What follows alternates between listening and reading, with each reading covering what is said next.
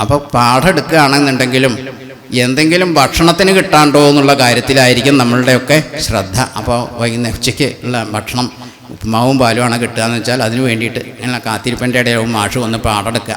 അപ്പോൾ മാഷോട് ചോദിക്കാൻ വയ്യ അണ്ണാറക്കണ്ണനും തന്നാലായതും. അപ്പോൾ നേർച്ച ആമയും മുയൽ എന്നൊക്കെ പഠിച്ചതാണ്. അപ്പോൾ ഈ തന്നാലായത് എന്ന് പറഞ്ഞാൽ എന്താ ഇപ്പത് സാധനം? മാഷോട് മറ്റു കുട്ടികൾ കേട്ടാൽ മോശമാണ്, എനിക്കറിയില്ല വിചാരിക്കില്ലേ. അപ്പോൾ ഓരോരുത്തരും ഇങ്ങനെ ശങ്കയോട് കൂടി ഇങ്ങനെ അപ്പോൾ അത് ചോദിക്കില്ല. എന്നാൽ അപ്പോൾ ഈ തന്നാലായത് അപ്പോൾ ഉപ്പുള്ളൊരു കൂട്ടുകാരനാണ് മോഹനോട് ചോദിച്ചു, എന്താ മോഹന എനിക്കറിയോ അത് തന്നാലായതാരാ? അത് നമ്മളെ ആമയും മുയലൊക്കെ അല്ലേ, അതേപോലെ എന്തെങ്കിലും സാധനമാവും, അതേപോലെ ഒന്നാവും. അപ്പം നമുക്കത് നോക്കുന്നു വേണ്ട, നമുക്കിപ്പോൾ ഉപ്പുമാവ് ഒന്ന് പാരാണ്ടാക്കിയതെന്നാണ്. ടീച്ചറെ തങ്കമണി ടീച്ചർ ഉണ്ടാക്കിയാൽ കുറച്ച് കേമം തന്നെയാവും അത്. നല്ലോണം ഡാളിൻ്റെയൊക്കെ ചേർത്ത് നല്ല ഉപ്പുമാവും. അതേപോലെ പാലും ഒട്ടും മോശം വരില്ല, നല്ലോണം കുറുക്കിയ പാലാണ് നമുക്ക് തരാം. അപ്പോൾ അതിന് നോക്കുക. അപ്പോൾ ആദ്യം അപ്പോൾ അതിനുള്ള ശ്രദ്ധ ഭക്ഷണത്തിലേക്കാണ് ഓരോ കുട്ടികൾക്ക് ഉണ്ടായിരുന്നതെന്ന് പറയണത്. അപ്പോൾ അത് നോക്കി ഇപ്പോൾ തന്നാലായത് എന്താണെന്ന് മനസ്സിലാക്കണം എന്നുണ്ടെങ്കിൽ പിന്നെയും കൂടിയും കുറച്ചും കൂടി ഉയർന്ന ക്ലാസ്സിലേക്ക് മാഷ് പാഠം അങ്ങനെ എടുത്തു പോവും. അടിവര അഭ്യാസം എന്ന് വരേക്ക് അങ്ങനെ അങ്ങോട്ട് എന്താ ഈ അപ്പോഴും അഭ്യാസം എന്താ കിടക്കണമെന്ന് നിശ്ചയില്ല. അഭ്യാസം എന്ന് പറഞ്ഞാൽ ഈ ആൾ നല്ല അഭ്യാസിയാണ് എന്ന് കേട്ടിട്ടുണ്ടാണ്. അപ്പം ഇതിൻ്റെ കഴിഞ്ഞിട്ട് ഇനി വല്ല കസർത്തും ഉണ്ടോ? അപ്പോൾ ഈ പാഠത്തിലുള്ള കാര്യങ്ങൾ നമ്മൾ പഠിച്ച കാര്യങ്ങളൊക്കെ രണ്ടാമതും വിട്ട കാര്യം പൂജിപ്പിക്കുക, അതിലുള്ള ചോദ്യങ്ങൾ എന്തൊക്കെയാണ് വരിക, ഇതൊക്കെയാണ് സത്യത്തിൽ ഈ ചെറിയ ക്ലാസ്സിലുള്ള കുട്ടികൾക്ക് ഇതൊന്നും പറഞ്ഞു കൊടുക്കില്ല. പിന്നെ അടുത്ത പാഠത്തിലേക്ക് പോവുക. അതിൻ്റെ ഇടയിൽ കുറച്ച് ദിവസം ലീവും കുട്ടികൾ സ്കൂളിലേക്ക് വരാണ്ടൊക്കെ ആയാൽ പിന്നെ നടുക്ക് വെച്ചിട്ടാവും പാഠം പഠിക്കുക. അപ്പം ഇങ്ങനെ കുറേ കാര്യങ്ങൾ ആ കാലത്ത് നമുക്ക് ഇന്നത്തെ കുട്ടികൾ മനസ്സിലാക്കാത്ത കുറേ അവസ്ഥയിൽ ഞങ്ങൾ മൂഢന്മാരായിട്ട് അങ്ങനെ കടന്നു പോയിട്ടുണ്ട്. പിന്നീട് ഉയർന്ന ക്ലാസ്സിലെത്തുമ്പോഴൊക്കെയാണ് നമുക്കത് വേണ്ട വിചാരങ്ങളും ഇന്നിപ്പോൾ അങ്ങനെയല്ല. ഇന്ന് ചെറിയ കുട്ടികളുടെ കയ്യിൽ തന്നെ മൊബൈൽ ഫോണാണ് ആദ്യം തന്നെ ഉണ്ടാവുക. അപ്പോൾ അവർക്ക് സാങ്കേതികമായിട്ടുള്ള പല വിവരങ്ങളും അവർക്ക് യഥാസമയം അറിയാൻ കഴിയുന്ന കുട്ടികളാണ്. പക്ഷെ അവർക്ക് ഒരു പക്ഷേ എഴുത്തും വായനയും കുറച്ച് കട്ടിയാണെന്നെങ്കിൽ കൂടി മറ്റുള്ള കാര്യങ്ങളൊക്കെ പെട്ടെന്ന് അവർ ഗ്രാസ്പ് ചെയ്യും. അങ്ങനെയുള്ളൊരു ഇതാണ് ഇന്നത്തെ തലമുറ. പിന്നെ അന്നത്തെ പോലെ അല്ല, അന്ന് നമ്മളെ ഏത് വഴിക്കും തുറന്നു വിടാൻ ഒരു മടിയുണ്ടായിരുന്നില്ല. ജനങ്ങളിലുണ്ടായിട്ടുള്ളൊരു മാറ്റമാണത്. അന്ന് എല്ലാവരും വിശ്വാസമായിരുന്നു. നമ്മളൊരു കുട്ടീനെ സ്കൂളിലേക്ക് പറഞ്ഞയച്ചു കഴിഞ്ഞാൽ അവൻ സ്കൂളിൽ എത്തുന്നവരെ നമ്മളല്ല ആ ചുറ്റുപാടുള്ളവർ മുഴുവൻ അവരുടെ മുകളിലൊരു കണ്ണുണ്ടാവും. വഴിയിൽ വല്ല പോത്തോ വല്ല എരുമയോ അല്ലെങ്കിൽ പശുക്കളോ ആരെങ്കിലും വരുന്നുണ്ടോ ഉണ്ടെങ്കിൽ അവരതിനെ മാറ്റി അവരെ വഴി കാട്ടി കൊടുക്കാൻ ഓരോ കുട്ടികളാണ് അവരെ കുത്തുണ്ടാവുള്ളൂ എന്ന് പറഞ്ഞിട്ട് അവർ വഴി വന്ന് തടഞ്ഞു നിന്നിട്ട് രക്ഷിക്കും. ഇത്ര സ്വാർത്ഥതയായിരുന്നില്ല എന്നർത്ഥം. പിന്നെ അതുമല്ല, ഇന്നിപ്പോൾ അങ്ങനെ അവരവരെ സ്കൂളിലേക്ക് ഒരു പക്ഷഭേദം ഉണ്ടാകുന്നില്ല, അവനവൻ്റെ കുട്ടി പോലെ കരുതിയേർന്നവർ. ഇന്നിപ്പോൾ അങ്ങനെയല്ല. അതിൻ്റെ ഇടയിൽ മനസ്സ് വകല വികലമായിട്ടുള്ള പല നമ്മൾ കേരളക്കാർ മാത്രം അല്ലാണ്ടായി ഇന്നിപ്പോൾ ഇവിടെ വന്നു ചേർന്നത്. ഇങ്ങനെ വന്നു ചേർന്നിട്ടുള്ള അതിഥി തൊഴിലാളികൾ കാലങ്ങളായിട്ട് വീട് വിട്ട് നിൽക്കുന്ന അവർക്കൊക്കെ തോന്നുന്ന മനോവികാരങ്ങൾ, ചെറിയ കുട്ടികളെ കൂടി കാമകേളിക്ക് വിധേയാക്കാൻ വേണ്ടി എടുത്തു കൊണ്ടുപോവുക, പിടിച്ചു കൊണ്ടുപോവുക, ഇങ്ങനെയൊക്കെ. അപ്പം നമ്മളിപ്പോൾ ഇന്നത്തെ കുട്ടികൾക്ക് പണ്ടത്തെ പോലെ നടന്നു പോയിട്ടോ കൂട്ടുകാരൊപ്പം കളിച്ച് ഉല്ലസിച്ചുകൊണ്ട് സ്കൂളിലെത്താനോ ഉള്ള സൗകര്യമൊന്നും നമ്മൾ ഇന്ന് കൊടുക്കില്ല. അപ്പോൾ അവർക്ക് വേണ്ടി പ്രത്യേകമായുള്ള സുരക്ഷയും കൊണ്ടാണ് വാഹനങ്ങളും മറ്റും ഏർപ്പാട് ചെയ്തിട്ട് ഇന്ന് കൊണ്ടുപോകുന്നത്. അന്ന് ഇഷ്ടംപോലെ മക്കളും കുട്ടികളുണ്ടായിരുന്നു. ഒരു കുട്ടി പോയിച്ചാലും ആർക്കും അത്ര. പക്ഷേ ഇന്ന് അങ്ങനെയല്ല. കണ്ണിലുണ്ണി പോലെ 1 or 2 മക്കളാണ് നമുക്കുണ്ടാവുക. അപ്പോൾ അവരുടെ കാര്യത്തിൽ എത്രത്തോളം ശ്രദ്ധിക്കാൻ പറ്റുമോ അത്ര ഇതായിട്ടാണ് നമ്മൾ പോറ്റി വളർത്തുന്നത്. അതിൻ്റെ കുറേ വ്യത്യാസങ്ങളുണ്ട്. കാലത്തിന് വന്നിട്ടുള്ള മാറ്റമാണ് അതൊക്കെ. കാലം ഇങ്ങനെയാണ്. ഓരോ മാറ്റങ്ങളും അങ്ങനെ മാറി മാറി വന്നു വന്നിരിക്കുമ്പോൾ നമ്മൾ അതിനനുസരിച്ചിട്ട് കുറച്ചൊക്കെ നീങ്ങുക തന്നെ വേണം എന്നാണ് പറയണത്. ഇനി നമ്മളിപ്പോൾ പിന്നെ ഇതിനെപ്പറ്റി പറഞ്ഞു, സേതുമന്ഥനത്തിനെ പറ്റി പറയുമ്പോൾ ഇതിപ്പോൾ ഈ സേതു ഇപ്പോൾ എത്ര കാലം മുമ്പുണ്ടാക്കിയതായിരുന്നാണ്? 2 യുഗങ്ങൾക്കപ്പുറത്താണ് ഈ സേതു നിർമ്മിച്ചിട്ടുള്ളത്. 2 യുഗങ്ങൾക്കപ്പുറത്ത്. ഇപ്പോൾ ഈ കലിയുഗം തുടങ്ങിയിട്ടുണ്ടെ 5000-ലധികം വർഷങ്ങളായി. അതിനും അപ്പുറത്ത് 2 യുഗങ്ങളുടെ ഇടയിലാണ് ത്രേതായുഗത്തിൽ ശ്രീരാമചന്ദ്രൻ്റെ നേതൃത്വത്തിൽ ഈ സേതു നിർമ്മിച്ചിട്ടുള്ളത്.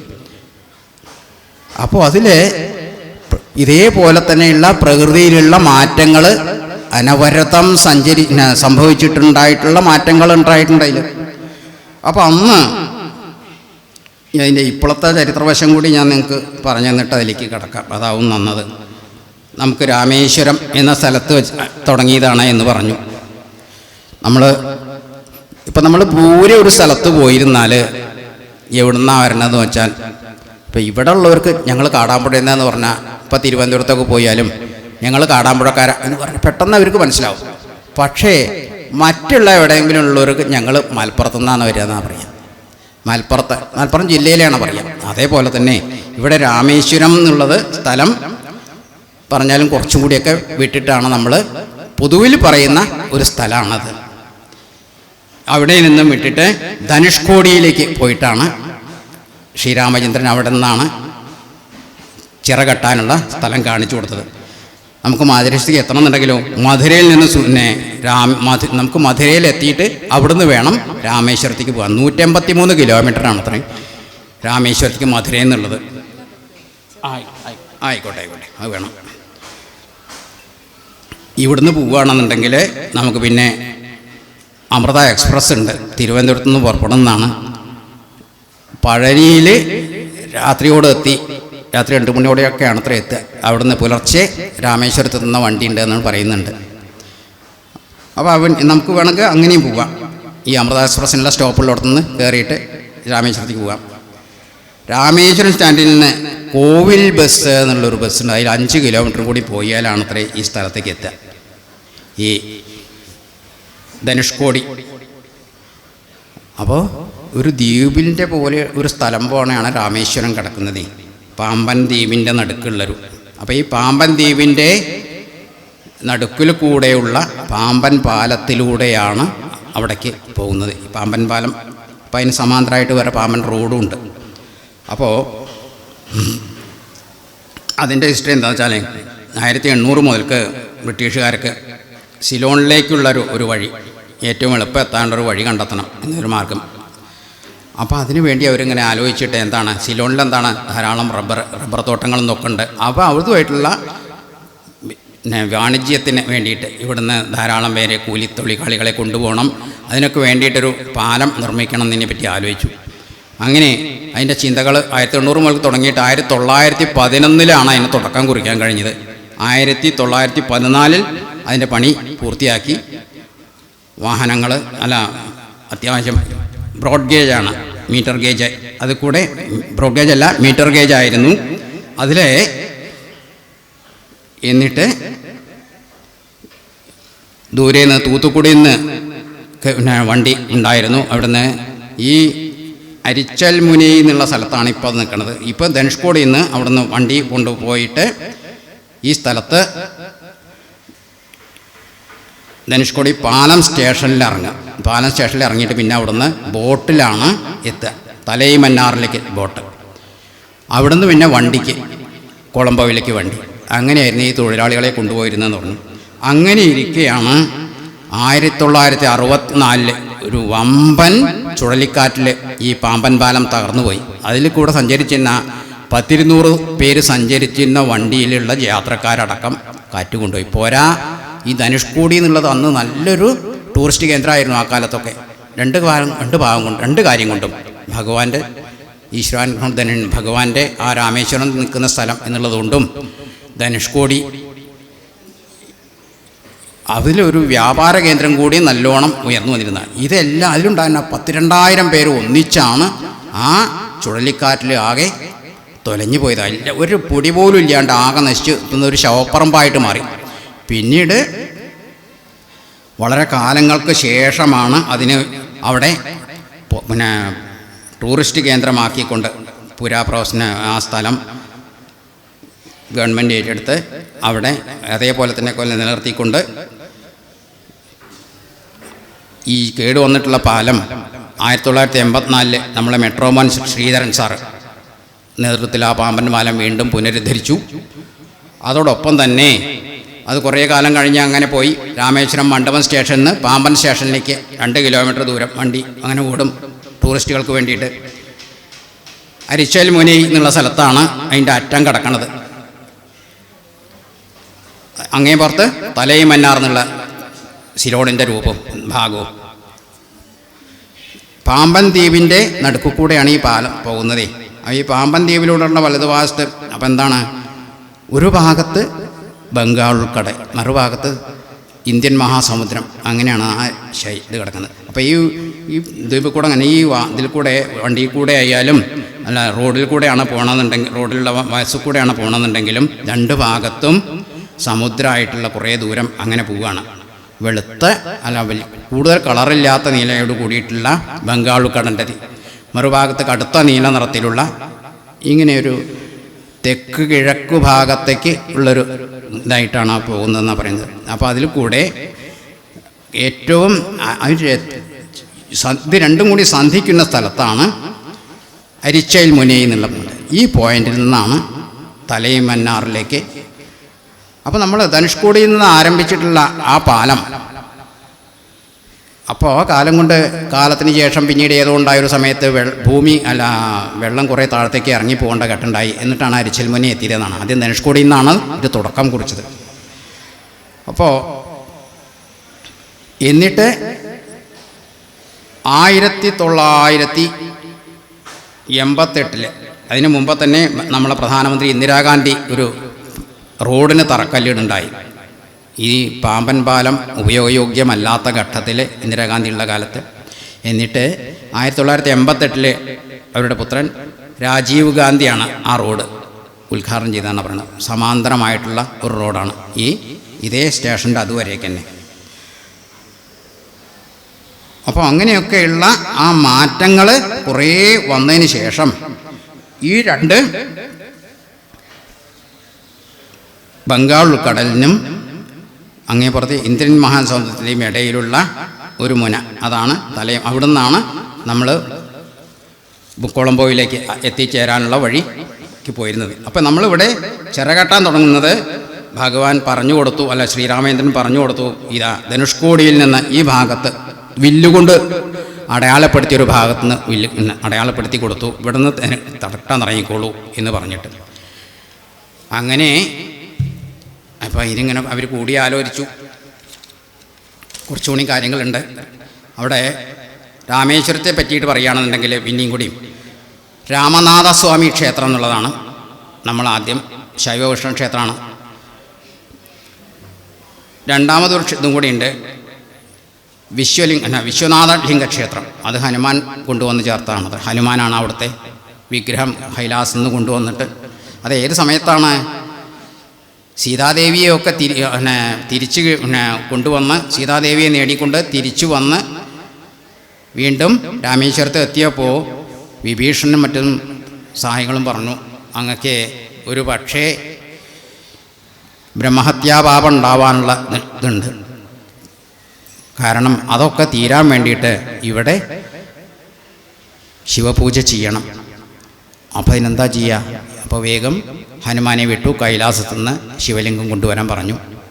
അപ്പോൾ അങ്ങനെ കൊണ്ടുവന്നിട്ടുള്ള വിഗ്രഹമാണ് വിശ്വനാഥ വിഗ്രഹം.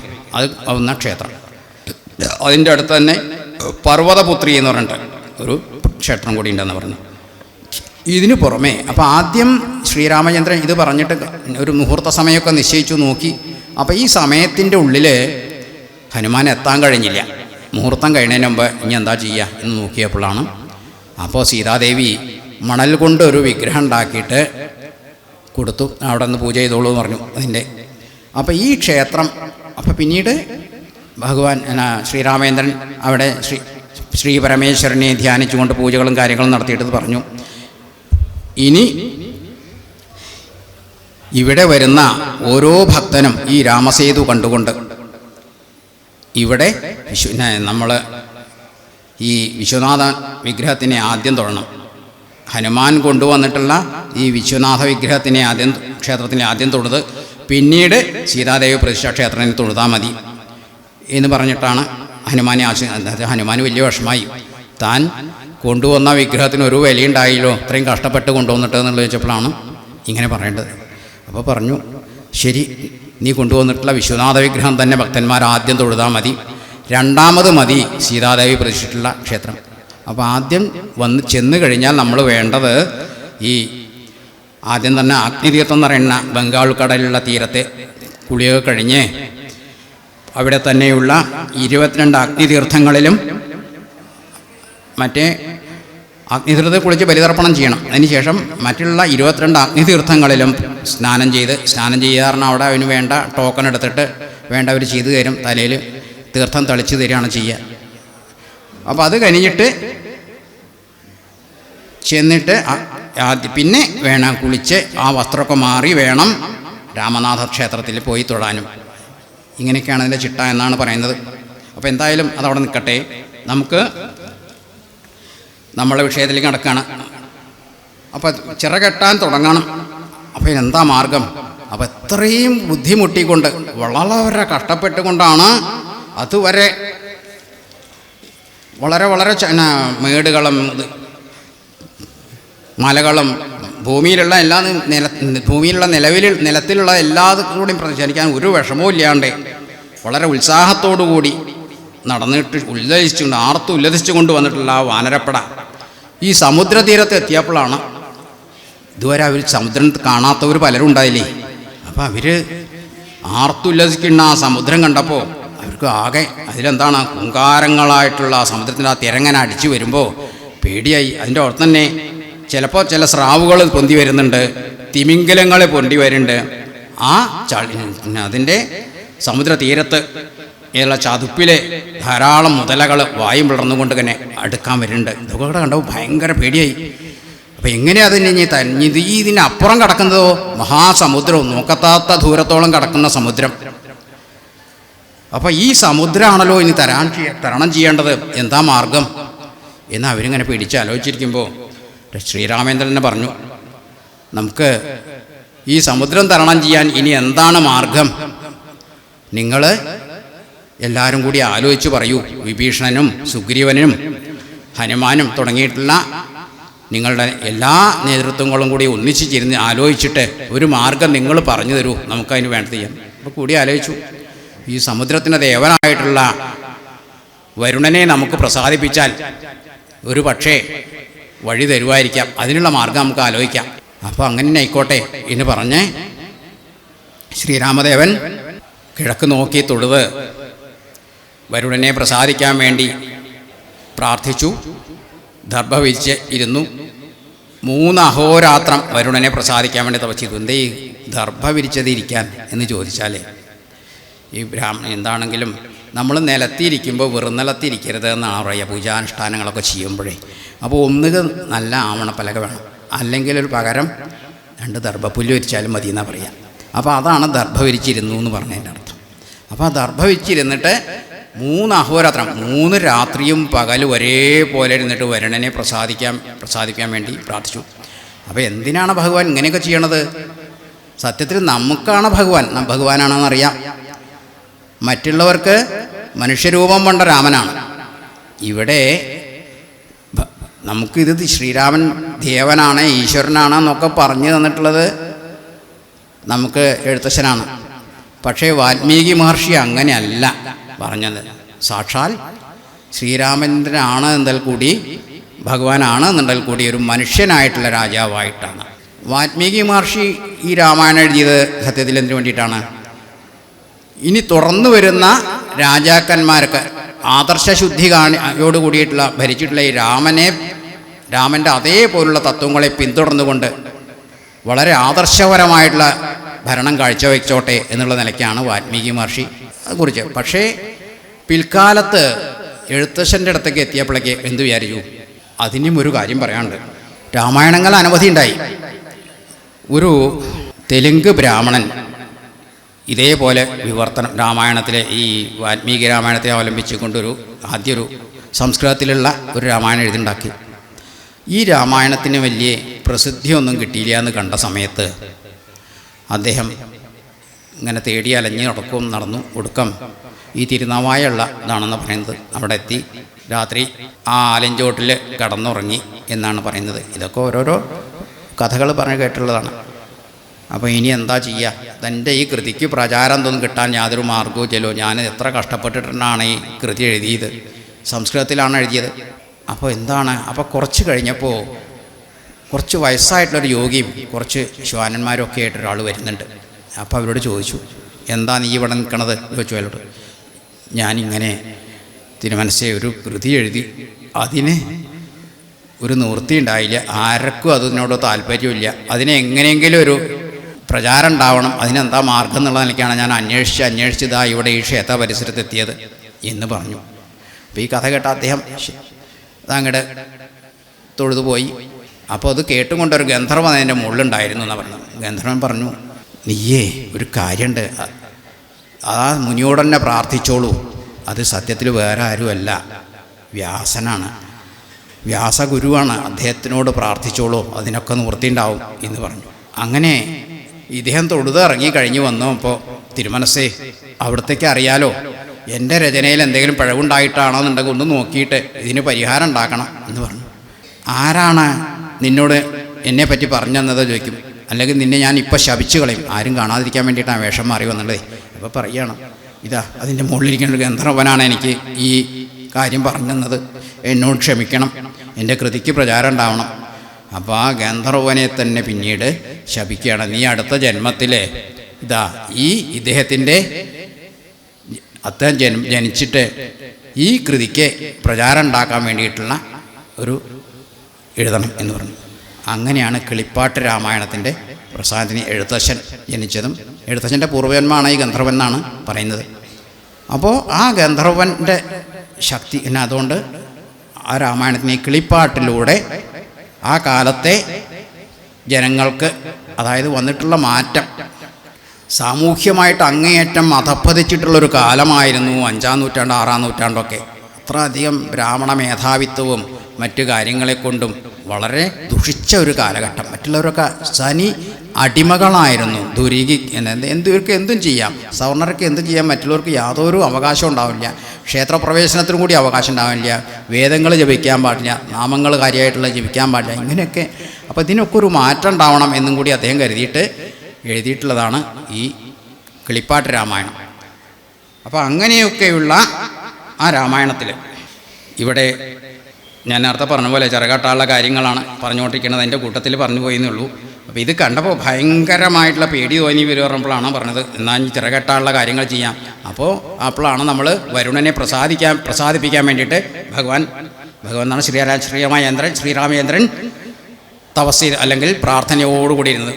3 ദിവസമായിട്ടും പൂജ ഒരു ഭാവവും കണ്ടില്ല ഈ വരുണൻ ആരാണ്?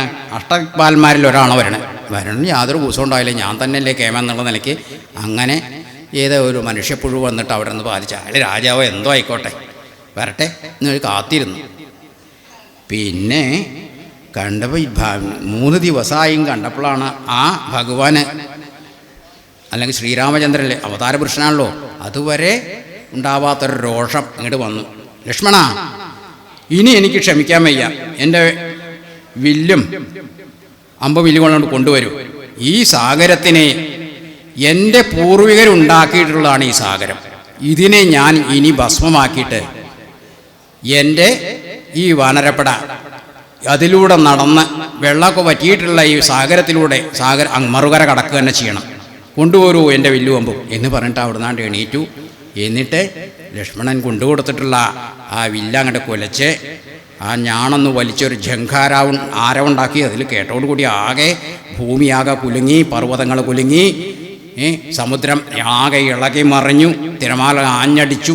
വന്നിട്ടുള്ള ഈ മാറ്റമൊക്കെ പാടെ കണ്ടപ്പോൾ അകത്തിരിക്കുന്ന വരുണൻ പേടിച്ച് പുറത്തു വന്ന് ദണ്ഡ നമസ്കാരം ചെയ്തുകൊണ്ട് പ്രാർത്ഥിക്കുകയാണ്, ഭഗവാനെ, അവിടുത്തെ ഈ ദിവ്യരൂപം, അവിടുത്തെ ദിവ്യശക്തി അല്ലെങ്കിൽ അവിടുന്ന് ആരാണെന്നുള്ളത് എനിക്ക് മനസ്സിലാക്കാൻ പോയില്ലല്ലോ ഭഗവാനെ ഇതുവരെ.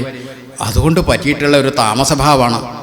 എന്താ ഈ താമസഭാവം? അതുകൊണ്ടുണ്ടായിട്ടുള്ള താമസഭാവമാണ് എനിക്ക് അങ്ങയുടെ മുമ്പിൽ എത്താൻ വയ്യതിന് കാരണം. എന്നോട് ക്ഷമിക്കണേ, എൻ്റെ അപരാധങ്ങൾ പൊറുക്കണേ. പിന്നെയും പറയുകയാണ്, എന്താ ഈ താമസഭാവം എന്ന് പറഞ്ഞാൽ ഭഗവാൻ വിരാട് പുരുഷനായിട്ടുള്ള ഭഗവാൻ തന്നെയാണ് അവിടുന്ന് തന്നെയാണ് ഈ തന്മാത്ര കണികളെ മുഴുവൻ പ്രപഞ്ചത്തിന് അധിഷ്ഠിതമായിട്ടുള്ള തന്മാത്ര കണികളെ അവിടുന്ന് നിഷ്ഠിച്ചത്. അതിൽ നിന്ന് തന്നെയാണ് പഞ്ചഭൂതങ്ങളും ഉണ്ടായിട്ടുള്ളത്. പൃഥിവ്യ തേജോ വായു ആകാശ ഇതി പഞ്ചഭൂത എന്നാണല്ലോ. അപ്പോൾ ഭൂമി, ജലം, ആകാശം, പിന്നെ അഗ്നി, വായു, ഇങ്ങനെ 5 കൂട്ടം പെട്ടതാണ്. ഇതൊക്കെ സത്യത്തിലെ തമോഭാവത്തിൽപ്പെട്ടുള്ള വസ്തുക്കളെ കൊണ്ടാണ് ഉണ്ടാക്കിയത്. ഭഗവാനാണെങ്കിലോ അങ്ങേയറ്റം സാത്വികമായിട്ടുള്ളതാണ്. അങ്ങേയറ്റം സാത്വികനായിട്ടുള്ള അവിടുന്ന് സാത്വിക സ്വരൂപത്തോടു കൂടിയിട്ടുള്ള ദേവകളെ സൃഷ്ടിച്ചു. ഭൂമിയുടെ പ്രപഞ്ച പരിപാലനത്തിനായിക്കൊണ്ട് അങ്ങ് സ്വയം സാത്വിക ഭാവത്തെ കൈക്കൊണ്ടു. എന്തിന്? ഭൂമിയുടെ പരിപാലനത്തിന് വേണ്ടിയിട്ട്. എന്നാൽ രജോഭാവത്തെ കൊടുത്തുകൊണ്ട് സൃഷ്ടിസ്ഥിതിക്ക് വേണ്ടിയിട്ട് ബ്രഹ്മാവിനെയുമാണ് അങ്ങ് ചുമതലപ്പെടുത്തിയത്. പിന്നെയോ സ്ഥിതിപാലനത്തിന് കഴിഞ്ഞാൽ പിന്നെ വേണ്ടത് ബാക്കി സംഹാരമാണ്. അതായത് സൃഷ്ടിയും സ്ഥിതിയും സംഹാരവും തുല്യ നിലയിൽ നടന്നു കഴിഞ്ഞാലേ ഭൂമിയിൽ പ്രപഞ്ചത്തിന് നിലനിൽപ്പുള്ളതുകൊണ്ട് സംഹാരത്തിൻ്റെ ചുമതല മഹാദേവനെയാണ് ഏൽപ്പിച്ചത്. അങ്ങനെ തമോ ഗുണയുക്തനായിട്ട് മഹാദേവനും. അപ്പോൾ അങ്ങനെയൊക്കെയുള്ള ഈ താമസരൂപികളായിട്ടുള്ള വസ്തുക്കളെ കൊണ്ട്, ജഡവസ്തുക്കളെ കൊണ്ടാണ് എന്നെ കാര്യമായിട്ടും അവിടുന്ന് നിശ്ചയിച്ചത് തന്നത്. അപ്പോൾ എനിക്ക് യഥാർത്ഥത്തിലുള്ള കാര്യങ്ങൾ മനസ്സിലാക്കാൻ കുറച്ച് താമസമൊക്കെ വരും. അങ്ങ് അതന്നെയല്ലേ എന്നെക്കൊണ്ട്, അതങ്ങനെയല്ലേ എന്നെ സൃഷ്ടിച്ചത്, അതുകൊണ്ടുണ്ടായിട്ടുള്ളൊരു കാര്യമാണ്, എങ്ങ് ക്ഷമിക്കണേ. പിന്നെ അങ്ങയെപ്പോലുള്ള മഹാനുഭാവന്മാരാണ് വിദ്യ കുറവായിട്ടുള്ളവർക്ക് വേണ്ട വിദ്യയൊക്കെ പറഞ്ഞു കൊടുക്കാനുള്ളത്. അങ്ങനെ വിദ്യ പറഞ്ഞു കൊടുക്കലെന്നുള്ളത് അല്പം ശിക്ഷ കൊടുത്തിട്ടാണെന്നുണ്ടെങ്കിലും അവർക്ക് നല്ലത് പറഞ്ഞു കൊടുക്കാൻ ബാധ്യതയാണ്. അവിടുന്ന് എന്നെ ശിക്ഷിക്കാൻ അങ്ങയുടെ മുമ്പിൽ യഥാസമയം എത്താൻ എനിക്ക് സാധിച്ചില്ല എന്നുള്ളത് കൊണ്ട് അങ്ങയുടെ ശിക്ഷ ഞാൻ അങ്ങ് ശിക്ഷ വാങ്ങാൻ അർഹനപ്പെട്ടതാണ്. എന്നാലും അവിടുന്ന് പൊറുക്കണം എന്നൊക്കെ പറഞ്ഞ് വീണ്ടും പറയുകയാണ്. ഇനി ദുഷ്ട പശുക്കളുടെ കാര്യമാണ് പറയണത്. നമുക്ക് വേണ്ട സമയത്ത് വേണ്ടത് പറഞ്ഞു കൊടുക്കാൻ കഴിഞ്ഞില്ല എന്നുള്ളത് വിട്ട് മനസ്സിലാക്കാൻ കഴിയാത്ത ഉണ്ട്, പറഞ്ഞു കൊടുത്താലും മനസ്സിലാക്കാത്ത, ഇതാണ് തമോയുക്തരായിട്ടുള്ളവരുടെ കാര്യം. അപ്പോൾ അവരെ നയിക്കാനും വേണ്ടേ ചിലർ.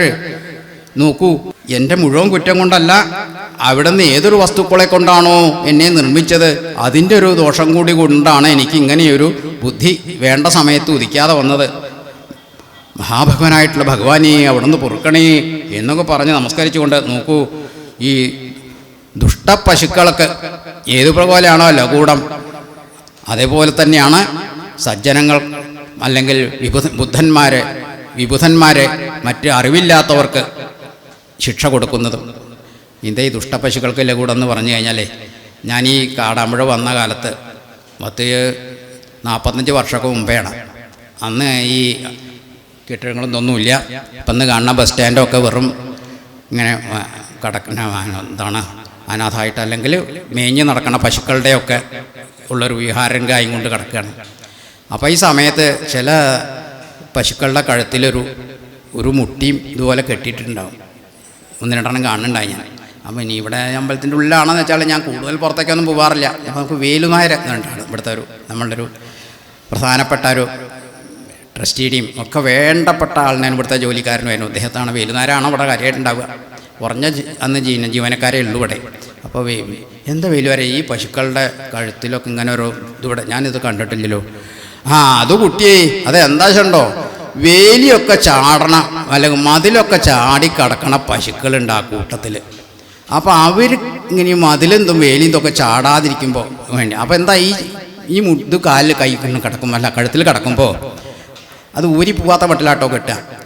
ഇത് കാല് പൊന്തിക്കനോടുകൂടി ഈ മുട്ടിയുടെ മുകളിൽ കാല് മുട്ടും. അപ്പോൾ ഒരടി കിട്ടിയ പോലെയാവും. അപ്പോൾ അങ്ങനെ അവർക്ക് ചാടാൻ പറ്റില്ല. അപ്പോൾ അങ്ങനെയുള്ള അതാണ് ദുഷ്ടപശുക്കൾക്ക് ലഘൂഢം എന്ന് പറഞ്ഞതുപോലെ എന്ന് അദ്ദേഹം. ഇതൊക്കെ ആ കാലത്തുള്ള സംഭവങ്ങളാണ്. ധാരാളം പശുക്കളുണ്ടാവും ഓരോ വീട്ടിലും, നാടൻ പശുക്കൾ. അവരെ ഇങ്ങനെ ഒഴിഞ്ഞു കിടക്കണ പറമ്പിലേക്കാണ് തുറന്നു വിടും. വൈകുന്നേരം ആയാൽ അവരെ തെളിച്ചു അല്ലെങ്കിൽ തന്നെ കയറി വരും.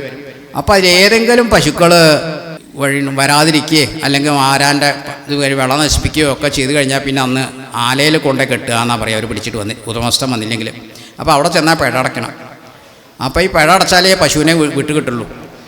അപ്പോൾ അത് ഒഴിവാക്കാൻ വേണ്ടിയിട്ടാണ് ഇത് കെട്ടിയ കഴിഞ്ഞാൽ പിന്നെ അവർക്ക് ചാടാൻ പറ്റില്ല. അപ്പോൾ ഉടമസ്ഥന് തീറ്റയൊക്കെ കഴിഞ്ഞാൽ അവർ സാധാരണ പോലെ വന്ന് കയറിക്കോളും. അതേപോലെ ഭഗവാനെ, അതേപോലെയാണ് അങ്ങ് എന്നെ ശിക്ഷിക്കുകയാണെങ്കിലും ഇപ്പോൾ ഉള്ളത്, എന്തായാലും അരുതേ എന്ന് പറഞ്ഞുകൊണ്ട് നമസ്കരിച്ചുകൊണ്ട് സമുദ്രത്തിൽ നിന്ന് കിട്ടിയിട്ടുള്ള ദിവ്യങ്ങളായിട്ടുള്ള മുത്തുമാലകൾ, രത്നങ്ങൾ, അതേപോലെ വിഭൂഷണ സഞ്ചയങ്ങളെല്ലാം കൂടി ആ കാൽക്കലങ്ങട് സമർപ്പിച്ചുകൊണ്ട് നമസ്കരിക്കുകയാണ്. എന്നെ പൊറുക്കണേ, എൻ്റെ എല്ലാ കുറ്റങ്ങളും പൊറുക്കണേ, ഞാൻ സമുദ്രത്തിന് അങ്ങേക്ക് പോകാനുള്ള, അങ്ങേക്കും വാനരപ്പടയ്ക്കും പോകാനുള്ള വഴി ഒരുക്കി തന്നുകൊള്ളാം എന്ന് പറഞ്ഞുകൊണ്ട് നമസ്കരിക്കുമ്പോൾ ഭഗവാൻ അവനെ എണീപ്പിച്ചു. ശരി, ഇനി എനിക്ക് എൻ്റെ ഈ വില്ലിൽ തൊടുത്തിട്ടുള്ള ബാണത്തിന് എനിക്കൊരു വഴിയും കൂടി പറഞ്ഞു തരണം. കാരണം എൻ്റെ വില്ലിൽ നിന്ന് പുറപ്പെടുവിക്കുന്ന അസ്ത്രത്തിനെ ഒരിക്കലും എനിക്കത് പിൻവലിക്കാൻ നിവൃത്തിയില്ല. അതങ്ങനെയാണ്, മന്ത്രജപത്തോട് വെച്ചിട്ടുള്ള ആ അസ്ത്രത്തിനെ പിൻവലിക്കാൻ എനിക്ക് നിവൃത്തിയില്ല. അതിനൊരു ലക്ഷ്യം കാട്ടിത്തരണം എന്ന് പറഞ്ഞു. അപ്പോൾ വരുണൻ പറഞ്ഞു കൊടുത്തു, കുല്യദ്രുമ എന്ന് പറയുന്ന ഒരു ദേശമുണ്ട് അതിൻ്റെ വടക്ക് ഭാഗത്ത്. അവിടെ ധാരാളം ദുഷ്ടാത്മാക്കൾ താമസിക്കുന്നുണ്ട്. ദുഷ്ടാത്മാക്കൾ എന്ന് പറഞ്ഞാൽ രാവിലെ സാധാരണ ഇടയന്മാരെ പോലെയൊക്കെ നടക്കും, രാത്രിയായാൽ മറ്റ് ഗ്രാമങ്ങളിലൊക്കെ ചെന്ന് കയറി കൊലയൊക്കെ ചെയ്യുന്ന കൂട്ടരാണ് അവർ. അപ്പോൾ അവിടേക്ക് അങ്ങയുടെ ആ ബാണം അങ്ങോട്ട് വിട്ടോളൂ എന്ന് പറഞ്ഞു. ശരി എന്ന് പറഞ്ഞുകൊണ്ട് തൻ്റെ വില്ലിൽ നിന്ന് ആ ബാണം അങ്ങോട്ട് തൊടുത്തു വിടുകയാണ്. അപ്പോൾ അവിടെയൊക്കെ അവരെയൊക്കെ നശിപ്പിച്ചു കൊണ്ടുവന്നിട്ട് ആ ബാണം ശ്രീരാമചന്ദ്രൻ്റെ തൂണീരത്തിൽ തന്നെ വന്ന് കയറിയിരുന്നു എന്നാണ് പറയുന്നത്. അപ്പോൾ പിന്നീട് എന്താണ് വേണ്ടത്? കുറച്ചും കൂടി ഭഗവാനോട് മുന്നോട്ട് നീങ്ങിയിട്ട് ആ ഇന്നത്തെ ധനുഷ്കോടി എന്ന സ്ഥലത്തേക്ക് എത്തി. ഭഗവാൻ അവിടെ ചിറകെട്ടാനുള്ള ഒരുക്കാണ് പറഞ്ഞു കൊടുത്തത്. എല്ലാവരും കൂടി അഭിപ്രായപ്പെട്ടു, നമുക്കൊരു ചിറകെട്ടിയും കൊണ്ട് ഏതായാലും വരുണൻ പറഞ്ഞു തന്നിട്ടുണ്ട്, വഴി തരാമെന്ന് പറഞ്ഞിട്ടുണ്ട്. അപ്പോൾ കുറച്ചുകൂടി സുഗമമായും കൊണ്ട് നമുക്ക് പോയി നടക്കാനൊരു റോഡ് പോലെ അവിടെ ഉണ്ടാവണം. അതിനെങ്ങനെ ഒരു ചിറ, അപ്പോൾ കല്ലും മണ്ണും മുട്ടിയും എല്ലാം കൂടിയും വെച്ചുകൊണ്ടൊരു ചിറകെട്ടാം. അപ്പോൾ നമുക്ക് ഒട്ടും പേടിക്കണ്ട, നിങ്ങളുടെ കൂട്ടത്തിൽ തന്നെ ഒരു എഞ്ചിനീയർ ഉണ്ട്, നളൻ. അദ്ദേഹം ഇതിൽ സമർത്ഥനാണ്. കാരണം എന്താ വെച്ചാൽ അത്രയും വിദഗ്ധനായിട്ടുള്ള ദേവശില്പിയുടെ മകനാണത്. അപ്പോൾ അവന് ഇതിനൊക്കെയുള്ള സാമർഥ്യമുണ്ട്. നളനെ തന്നെ വിളിച്ചോളൂ. നളൻ്റെ നേതൃത്വത്തിൽ അങ്ങനെ ഒരു ചിറ കെട്ടിയിട്ട് മുന്നോട്ട് നീങ്ങാം. സംഗതികൾ വിളിച്ചു പറഞ്ഞു. ശക്തന്മാരായിട്ടുള്ള ആ പട മുന്നോട്ടങ്ങനെ നീങ്ങുകയാണ്. അപ്പോൾ അവർ അതിനു വേണ്ടിയിട്ട് പർവ്വതങ്ങളിലൊക്കെ കയറി തല്ലിപ്പൊട്ടിച്ച് പർവ്വത ശൃംഗങ്ങളും അതിലെ പാറകളും മരങ്ങളും എല്ലാം കൂടി കൂട്ടിച്ചേർത്തുകൊണ്ട് ചിറകെട്ടാൻ അങ്ങനെ തുടങ്ങി. അതിനു മുമ്പ് ഭഗവാൻ സാഗരത്തിനെ ഒന്ന് പേടിപ്പിക്കുന്നുണ്ട്. നേരത്തെ പറഞ്ഞല്ലോ, സാഗരത്തിനെ ഒന്ന് പേടിപ്പിക്കാൻ വേണ്ടിയിട്ട് ഇവരോട് പറഞ്ഞു. ദേഷ്യം വന്ന സമയത്ത് പറഞ്ഞതാണ്, ഞാൻ ഈ സാഗരത്തിനെ ഭസ്മമാക്കും. എൻ്റെ പൂർവികരാണ് ഈ സാഗരം ഉണ്ടാക്കിയത്. അതിനെ ഞാനിപ്പോൾ ഭസ്മമാക്കും. നമുക്ക് നടന്നിട്ട് തന്നെ പോകാമെന്ന് പറയണം. അപ്പോൾ അതിനെ എങ്ങനെ ഈ പൂർവികരെ എന്ന് പറയാം? സൂര്യവംശത്തിലെ സഗരൻ എന്നൊരു രാജാവ് ഉണ്ടായിരുന്നു. ഈ സഗരൻ എത്രയോ വർഷങ്ങൾക്ക് മുമ്പ് ആദ്യത്തിലുള്ളതാണ് സഗരൻ എന്നുള്ള രാജാവ്. അദ്ദേഹത്തിന് 2 ഭാര്യമാരാണുണ്ടായിരുന്നത്. ഒന്ന് സുമതി അല്ലെങ്കിൽ വൈദർഭി എന്നുള്ളൊരു ഭാര്യയും കേശിനി അല്ലെങ്കിൽ ശൈഭ്യ എന്ന് പറഞ്ഞിട്ട് മറ്റൊരു ഭാര്യ. ഭൃഗു മഹർഷിയുടെ അനുഗ്രഹത്തിൽ ഈ സുമതി അല്ലെങ്കിൽ വൈദർഭിക്ക് 60,000 പുത്രന്മാരുണ്ടായി രാജാവിന്. രണ്ടാമത്തെ ഭാര്യയിൽ സഗരന് കേശിനിയിൽ അസമഞ്ജസ് എന്നൊരു പുത്രൻ. സഗരൻ വർഷങ്ങളോളം യാഗങ്ങൾ ചെയ്തിട്ടുള്ളതാണ്. 100ാമത്തെ അശ്വമേധ യാഗത്തിൽ പുറപ്പെട്ടു കഴിഞ്ഞപ്പോൾ ഇന്ദ്രന് ഒരു ഭയാശങ്ക. തൻ്റെ സ്ഥാനം തട്ടിയെടുക്കാൻ വേണ്ടിയിട്ടാണോ ഈ സഗരൻ ഇവിടെ ഈ അശ്വമേധയാഗം നടത്തണതെന്ന് ശങ്കയായി. അങ്ങനെ വേഷം മാറി വന്നിട്ട് ആ അശ്വത്തിനെ അവിടുന്ന് അപഹരിച്ച് പാതാളത്തിൽ തപസ് ചെയ്യുന്ന അന്ധനായിട്ടുള്ള കപിലൻ എന്നൊരു മുനിയുടെ പിന്നിൽ മൗനം അതിനൊന്നും മിണ്ടാതെ കൊണ്ടേ കെട്ടി ബന്ധിച്ച് കൊണ്ട് നിർത്തി. എന്നിട്ട് അവിടുന്ന് മറഞ്ഞു. ഈ ആകാശത്തെ കിട്ടാതെ ഇവിടെ യാഗം പൂർത്തിയാക്കാൻ പറ്റില്ല. അങ്ങനെ സഗരൻ പറഞ്ഞു, മക്കളെ ആകാശത്തെ എവിടുന്ന് വെച്ചാൽ തേടി പിടിച്ച് കൊണ്ടുവരൂ. അപ്പോൾ ഈ 60,000 പേരും പുറപ്പെട്ടു. എന്നിട്ട് അവിടുത്തെ ഒരു യോഗിയിൽ നിന്നാണ് വിവരം കിട്ടിയത്, നിങ്ങളുടെ ആകാശം ഭൂമിയിൽ എവിടെയില്ല, പാതാളത്തിലാണ്. ഒരു മുനിയുടെ പിറകിൽ തപസ്സിൻ്റെ മുനി തപസ് ചെയ്യുന്നുണ്ട്. അവിടെ അദ്ദേഹത്തിൻ്റെ പിറകിൽ കൊണ്ടേ കെട്ടിയിരിക്കുകയാണ്. അപ്പോൾ ഇവർ ഭൂമി കുഴിച്ച് ഈ 60,000 പേരും കൂടിയും ഭൂമി കുഴിച്ചിട്ട് പാതാളത്തിലെത്തി ഒടുക്കം ഈ കപിലമുനിയുടെ ഗുഹയിലെത്തി. ആരാണ് പിടിച്ചു കെട്ടിയത് എന്നുള്ളതൊന്നും പറഞ്ഞു കൊടുത്തേ, എന്നോടത്ത് ഉണ്ടെന്നേ പറഞ്ഞുള്ളൂ. അപ്പോൾ അത് കാരണം ഈ മുനിയാവോ ഈ അശ്വത്തിനെ സ്വന്തമാക്കിയത് എന്നുള്ള ഭയത്തിൽ ഇവരെല്ലാവരും കൂടിയും ആ മുനിയെ കണ്ണടച്ച് തപസ് ചെയ്തുകൊണ്ടിരിക്കുകയാണ്. അദ്ദേഹം ഒന്നും അറിഞ്ഞിട്ടില്ല. ഈ എന്തിനാണ് ഞങ്ങളുടെ അശ്വത്തിനെ പിടിച്ചു കൊണ്ടുവന്നത് എന്നൊക്കെ പറഞ്ഞിട്ട് വളരെ മോശമായിട്ട് ഈ മുനി അങ്ങോട്ട് ചീത്ത പറയുകയാണ്, അല്ലെങ്കിൽ വളരെ ഭത്സിക്കുക. അപ്പോൾ ഇതൊക്കെ കണ്ണ് തുറന്നിട്ട് നോക്കിയിട്ട് ഇദ്ദേഹത്തിന് കേൾക്കാൻ പറ്റാത്ത വാക്കുകളൊക്കെ കേട്ടപ്പോൾ രോഷം വന്നു, ശപിക്കുകയാണ്. അങ്ങനെ ഈ 60,000 പേരും അങ്ങോട്ട് ഭസ്മമായി അവിടെ കണ്ടിട്ട്. ഇതാണ്. അപ്പോൾ എന്താണ്, മുനി ഉപാസന നടത്തിയിട്ടുള്ള അത്രയും ശക്തിയുള്ള മുനിയാണ്. ഇന്നത്തെ ഇവരൊക്കെ പറയുന്നത് തൃഷ്ടുപ്പ് എന്നൊരു മന്ത്രമുണ്ട്. അതിന് പ്രത്യേകമായിട്ടുള്ള താളക്രമത്തിൽ ജപിച്ചാലാണ് അതിൻ്റെ ഫലം വരിക എന്നാണ് പറഞ്ഞത്. അതിന് ഈ വേദങ്ങൾ ജപിക്കുന്നതിനും പ്രത്യേക താളങ്ങളും ഇതൊക്കെ ഉണ്ട്. ഹ്രസ്വ അനുദാത്തം എന്നൊക്കെ പറഞ്ഞുകൊണ്ട് അതിനുള്ള ചിട്ടകളൊക്കെ ഉണ്ട്. അതുപ്രകാരം മുനി അങ്ങോട്ട് ജപിച്ചപ്പോഴാണ് ഈ 60,000 പേരും അവിടെ കടന്ന് ഭസ്മമായി. മുനിക്ക് രണ്ടാമത് മൂപ്പര് തപസ് ചെയ്തു, വീണ്ടും അങ്ങനെ ഇരുന്നു. ഇവരെ ശപിച്ചയിൽ പോയത് കൊണ്ട് മുനിക്കും എന്തൊക്കെ ഉണ്ട്, തൻ്റെ ദൗര്യൻ്റെ തപോബലാണ് നഷ്ടമായത്. അതുകൊണ്ട് വീണ്ടും തപസ് തുടങ്ങി. അങ്ങനെ യാഗം നടക്കാൻ കഴിഞ്ഞില്ല. ഒടുക്കൻ രണ്ടാമത്തെ ഭാര്യയിലുള്ള പുത്രൻ അസമഞ്ജസ് ഇവരെ അന്വേഷിച്ചിറങ്ങി അച്ഛൻ്റെ ആവശ്യപ്രകാരം. അപ്പോൾ അന്വേഷിച്ചിറങ്ങിയപ്പോഴാണ് വീണ്ടും ഈ പാതാളത്തിലെത്തിയപ്പോൾ മുനിയെ കണ്ടു. അപ്പോൾ അദ്ദേഹത്തിനെ ആദ്യം തന്നെ ദണ്ഡ നമസ്കാരം ചെയ്ത് നമസ്കരിച്ചുകൊണ്ട് വളരെ അദ്ദേഹം ഉണരുന്നവരെ കാത്തുനിന്ന് വീണ്ടും അദ്ദേഹത്തിനോട് അപേക്ഷിച്ചു, എൻ്റെ സഹോദരന്മാർ ഇവിടേക്ക് വന്നിട്ടുണ്ടെന്ന് അറിഞ്ഞു, അങ്ങേക്ക് അറിവുണ്ടാവില്ലോ അവർക്ക് എന്താണ് പറ്റിയത് എന്ന് പറഞ്ഞു തരൂ എന്ന് പറയാം. അപ്പോൾ പറഞ്ഞു, ഇതാ അവരെല്ലാവരും ഇവിടെ ഭസ്മമായി കിടക്കുകയാണ്, ഇനി എന്നെക്കൊണ്ട് അവരെ ഉണർത്തിക്കാൻ കഴിയില്ല. ഇനി ഒന്നേ നിവൃത്തിയുള്ളൂ, ആകാശഗംഗയെ ഈ പാതാള ലോകത്ത് കൊണ്ടുവന്ന് അത് ഇതിലൂടെ ഒഴുകിയാൽ മാത്രമേ അവർക്ക് മോക്ഷം കിട്ടൂ. അതുകൊണ്ട് അശ്വത്തിനെ കൊണ്ടുപോയിക്കൊള്ളൂ, യാഗം നടത്തിക്കോളൂ എന്ന് പറഞ്ഞു വിടുകയാണ്. അപ്പോൾ അസമഞ്ജസ് അശ്വത്തിനെ കൊണ്ടുവന്നിട്ട് യാഗമൊക്കെ പൂർത്തിയാക്കി. എന്നാലും ഈ 60,000 പേർക്ക് മോക്ഷം കിട്ടാതെ കിടക്കുകൊണ്ട് ആ യാഗത്തിന് പൂർണ്ണ ഫലം കിട്ടിയില്ല. പിന്നീട് അവരുടെ താവഴിയിലുള്ള അതിനുശേഷം ഉണ്ടായിട്ടുള്ള ഭഗീരഥൻ എന്ന് ഒരു രാജാവാണ് പിന്നീട് ഇവർക്കൊക്കെ കൂടിയും മോക്ഷം കിട്ടുന്നതിന് വേണ്ടി പ്രയത്നിച്ചത്. എന്താ വെച്ചാൽ ഇവരൊന്നും മോക്ഷം കിട്ടാതെ കൊണ്ട് കിടക്കുമ്പോൾ ഇത് മുഴുവൻ നമ്മൾ പിതൃക്കളുടെയും കൂടി അനുഗ്രഹം കൂടി ഉണ്ടായാലേ ഭൗതികമായിട്ടുള്ള എല്ലാ സുഖഭോഗങ്ങളും അല്ലെങ്കിൽ രാജ്യത്തെ സമാധാനവും സംതൃപ്തിയും ഒക്കെ ഉണ്ടാവാൻ കഴിയുള്ളൂ എന്നാണ് അന്ന് തന്നെ പറഞ്ഞിട്ടുള്ളത്. അപ്പോൾ പിതൃപ്രീതി ഇല്ലാത്ത കിടക്കുന്ന ഒരു രാജ്യമാണ് ഭഗീരഥൻ്റെ. അപ്പോൾ അത് എന്താണ് മാറ്റാൻ, അത് ഉണ്ടാക്കാൻ എന്താ മാർഗം എന്നുള്ളപ്പോഴാണ് ഭഗീരഥൻ ഏതായാലും എന്താ പറഞ്ഞിട്ടുള്ളത്, ആകാശഗംഗയെ പാതാള ലോകത്ത് എത്തിക്കുക വേണം, എന്താ ഞാനത് തന്നെ ചെയ്യും എന്ന് പറഞ്ഞിട്ട് ഇതിനെന്താ മാർഗം, ആകാശഗംഗയെ തപസ് ചെയ്യുക. ആകാശഗംഗയെ പ്രാർത്ഥിച്ചുകൊണ്ട് ഭൂമിയിൽ പോയി തപസ്സിരുന്നു.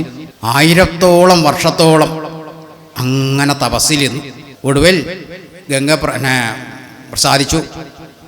ഭഗീരഥൻ്റെ മുമ്പിൽ വന്നിട്ട് പറഞ്ഞു, ഞാൻ വരികയൊക്കെ ചെയ്യാം, പക്ഷേ എൻ്റെ ആഘാതം താങ്ങുന്നതിന് ശക്തി ഉണ്ടാവില്ല ഭൂമിക്ക്, അതിനുള്ളൊരു മാർഗം കൂടി അന്വേഷിച്ചോളൂ, എന്നാൽ ഞാൻ വരാം. അതിപ്പോൾ ആരൊക്കെ കഴിയുക, ഈ ഭൂമിയിൽ ആരൊക്കും കഴിയില്ല, ശ്രീ മഹാദേവന് മാത്രമേ അതിനുള്ള കരുത്തുണ്ടാവുകയുള്ളൂ, അങ്ങ് മഹാദേവനെ കൂടി പ്രസാദിപ്പിച്ചോളൂ എന്ന് പറഞ്ഞു.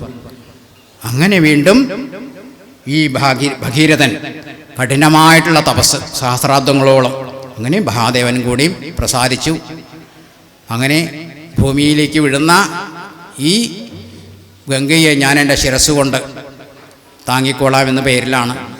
വീണ്ടും ചില തടസ്സങ്ങൾ അതൊക്കെ കഴിഞ്ഞ് ഭൂമിയിലേക്ക് അങ്ങനെ ഒഴുക്കിയിട്ട് അത് ഭൂമിയിൽ വന്ന് പാതാളത്തിലേക്കും കൂടി എത്തിയിട്ടാണ് ഈ നമ്മളെ സഗരൻ്റെ പുത്രന്മാർക്ക് മോക്ഷം കിട്ടിയതെന്ന് പറയുന്നത്. അങ്ങനെ നേരത്തെ പറഞ്ഞ സഗരപുത്രന്മാർ കുഴിച്ചത് കാരണം അവിടെയൊക്കെ സമുദ്രമായി മാറി എന്നാണ് പറഞ്ഞത്. അപ്പോൾ അങ്ങനെയാണ് സാഗരം ഉണ്ടായത് എന്നുള്ളതിൻ്റെ ഒരു കഥയാണ് ഇപ്പോൾ അവിടെ ഇത് പറയുന്നത്. ഇപ്പം നമ്മൾ എങ്ങനെ അവർ കുഴിച്ചു എങ്ങനെ ചെയ്യുന്നുള്ളൂ എന്നുള്ള ചോദ്യം, എങ്ങനെയാണ് സാഗരം എന്നുള്ള പേര് കിട്ടിയത് എന്നുള്ളതിന് മാത്രം പറയുന്ന ഒരു കാര്യമാണ്. ഇങ്ങനെ ഇവർ പടവ് തുടങ്ങി, നളൻ്റെ നേതൃത്വത്തിൽ അങ്ങനെ പടവ് തുടങ്ങി. ആദ്യത്തെ ദിവസം അപ്പോൾ ആരാ ഇവർക്ക് പറഞ്ഞുകൊണ്ട് നമ്മളെ മന്ത്രിപ്രവരന്മാരെ പോലെ തന്നെ സുഗ്രീവനുണ്ട്, അതേപോലെ ജാമ്പവാനുണ്ട്, ഹനുമാനുണ്ട്, വിഭീഷണനുണ്ട്. ഇവരൊക്കെ നേതൃത്വം കൊടുത്തുകൊണ്ട് അങ്ങനെ നിൽക്കേണ്ട, അങ്ങനെ ചെയ്യൂ, ഇങ്ങനെ ചെയ്യൂ, നന്നായി എന്നൊക്കെ പറഞ്ഞ് അവരിങ്ങനെ പ്രോത്സാഹിപ്പിച്ചുകൊണ്ട് അങ്ങനെ ആദ്യത്തെ ദിവസം 14 യോജന പടവ് കഴിഞ്ഞു. എത്രയാ? 100 യോജനയാണ് ദൂരം. നമ്മുടെ അങ്ങടെ ഏതാണ്ട് 45 കിലോമീറ്ററോളൊക്കെയാണ് വരിക. ഇപ്പം നമ്മളത് ആ സ്ഥലം സിലോണായിട്ട് കിടക്കുമ്പോൾ പാക്ക് കടലെടുക്കാണ് എന്ന പേരിലാണ് അത്ര അറിയപ്പെടുക. 45 കിലോമീറ്റർ. ഒരു മിഹിർസൻ എന്നൊരാൾ തനിയെ നീന്തി കടന്നു എന്നൊക്കെ പിന്നീട് പണിക്കുണ്ടായിട്ടുണ്ട്. എങ്ങനെയാണെങ്കിലും ആദ്യത്തെ ദിവസം ഇവർ ഉത്സാഹം കൊണ്ട് മലയും കല്ലും എല്ലാം പൊട്ടിച്ചടർത്തി കൊണ്ടുവന്ന് പടുത്ത് ആദ്യത്തെ ദിവസം 14, രണ്ടാമത്തെ ദിവസം 20 യോജന പടവ് കഴിഞ്ഞു. പിന്നത്തെ ദിവസം 21 യോജന, പിന്നെ അടുത്ത ദിവസം 22, അഞ്ചാമത്തെ ദിവസം 23 യോജന. അങ്ങനെ 100 യോജന, 10 യോജന വീതിയിലും 100 യോജന നീളത്തിലുമുള്ളിട്ടുള്ള ആ ചിറയുടെ പണി പൂർത്തിയായി. പിന്നെന്താണ്? അങ്ങേ പുറത്തേക്ക് കിടക്കുക. അങ്ങനെ ശ്രീരാമചന്ദ്രനെ എടുത്തതാരാണ്? സുഗ്രീവൻ്റെ പ്രധാന അമാത്യനായിട്ടുള്ള ഹനുമാന്റെ തോളിലേറിയിട്ട് ശ്രീരാമചന്ദ്രനും പിന്നെ നേരത്തെ പറഞ്ഞ ബാലിയുടെ പുത്രനായിട്ടുള്ള അല്ലെങ്കിൽ താരേയനായിട്ടുള്ള അംഗദൻ്റെ തോളിലേറി ലക്ഷ്മണനും മറ്റുള്ള പ്രധാനപ്പെട്ടുള്ള വാനരന്മാരും വിഭീഷണനും മറ്റ് അകമ്പടി സേനയും കൂടിയിട്ട് വളരെയധികം സഹസ്രായിരം ലക്ഷങ്ങളോളമുള്ളൊരു കവി സഞ്ചയത്തെയാണ് കൊണ്ടുപോകുന്നത്. ആ കവിസേനയും കൂടിയിട്ട് വാനരസേനയുമായിട്ട് അക്കരെ കടന്നു അങ്ങനെ നിൽക്കുകയാണ്.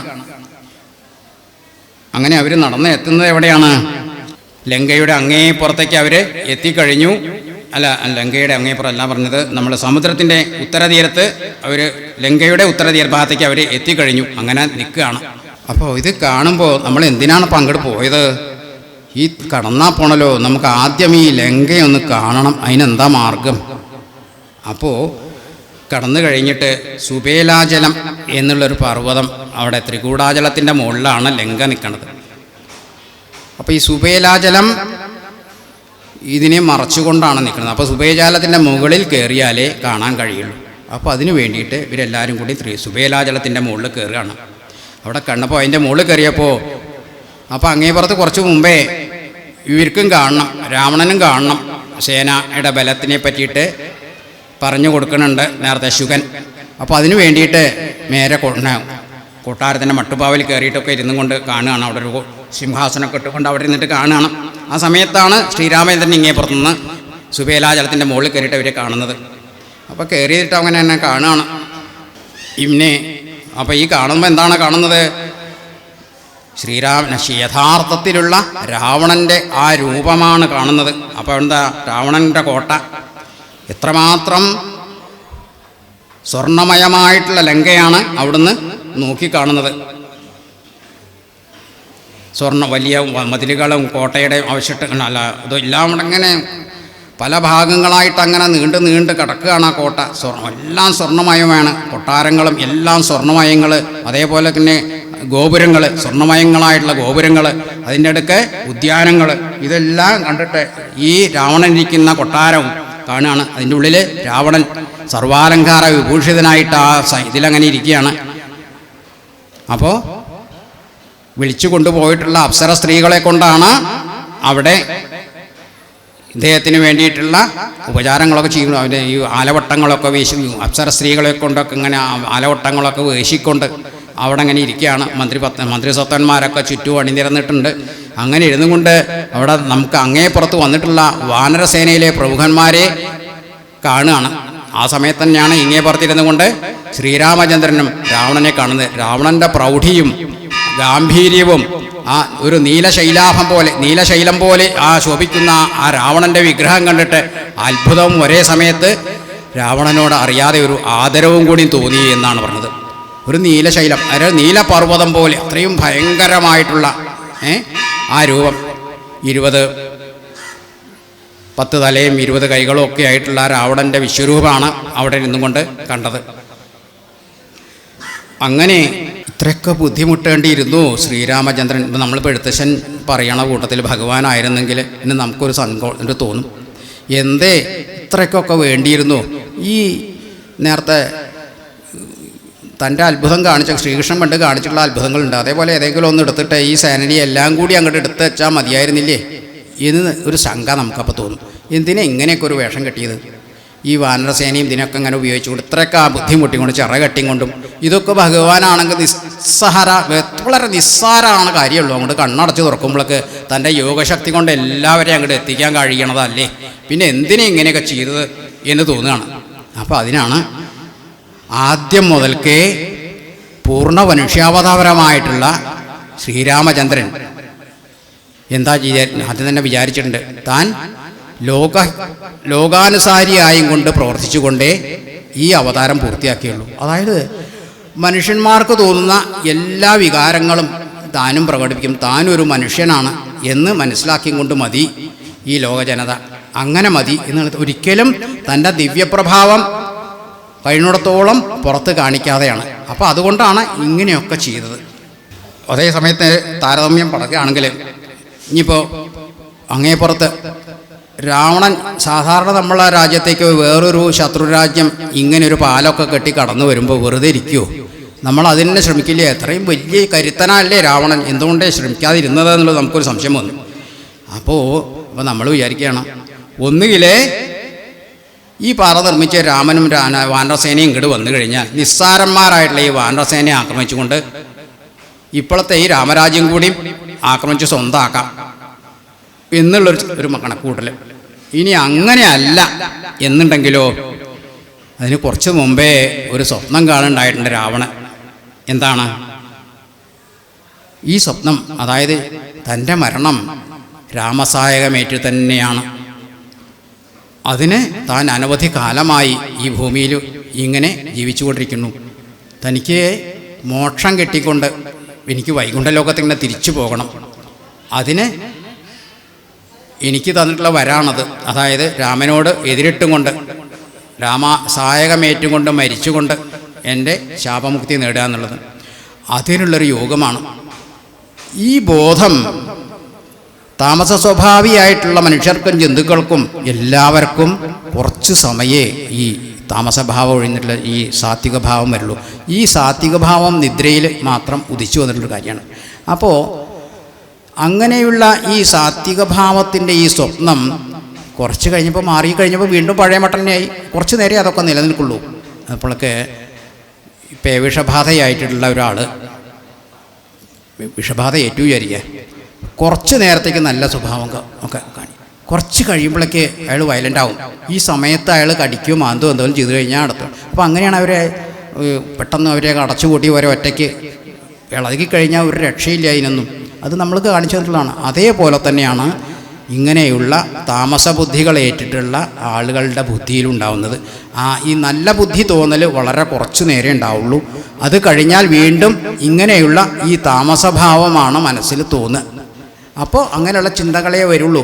അപ്പോൾ അന്ന് രാത്രിയിൽ ഈ രാവണനൊരു സ്വപ്നം കണ്ടു, തനിക്ക് തിരിച്ചു പോകാനുള്ള സമയമായിരിക്കുന്നു, അത് രാമസായകമേറ്റിട്ട് തന്നെ വേണം, അപ്പോൾ ഇനി അധികം ഇവിടെ ഇങ്ങനെ ഇതാവേണ്ടതില്ല. അപ്പോൾ അതിന് ഇനി എങ്ങനെയായാലും അതിന് വേണ്ടിയിട്ടാണ് ഞാൻ ഈ സീതേനെയൊക്കെ ഇവിടേക്ക് തട്ടിക്കൊണ്ടുവന്നത്. അതിന് നടക്കട്ടെ, അതന്നെ രാമൻ വരട്ടെ, രാമനുമായിട്ട് ഏറ്റുമുട്ടി രാമൻ്റെ അമ്പുകളേറ്റിട്ട് മരണം വരിച്ചുകൊണ്ട് എനിക്ക് തിരിച്ചു പോകാൻ സാധിക്കും.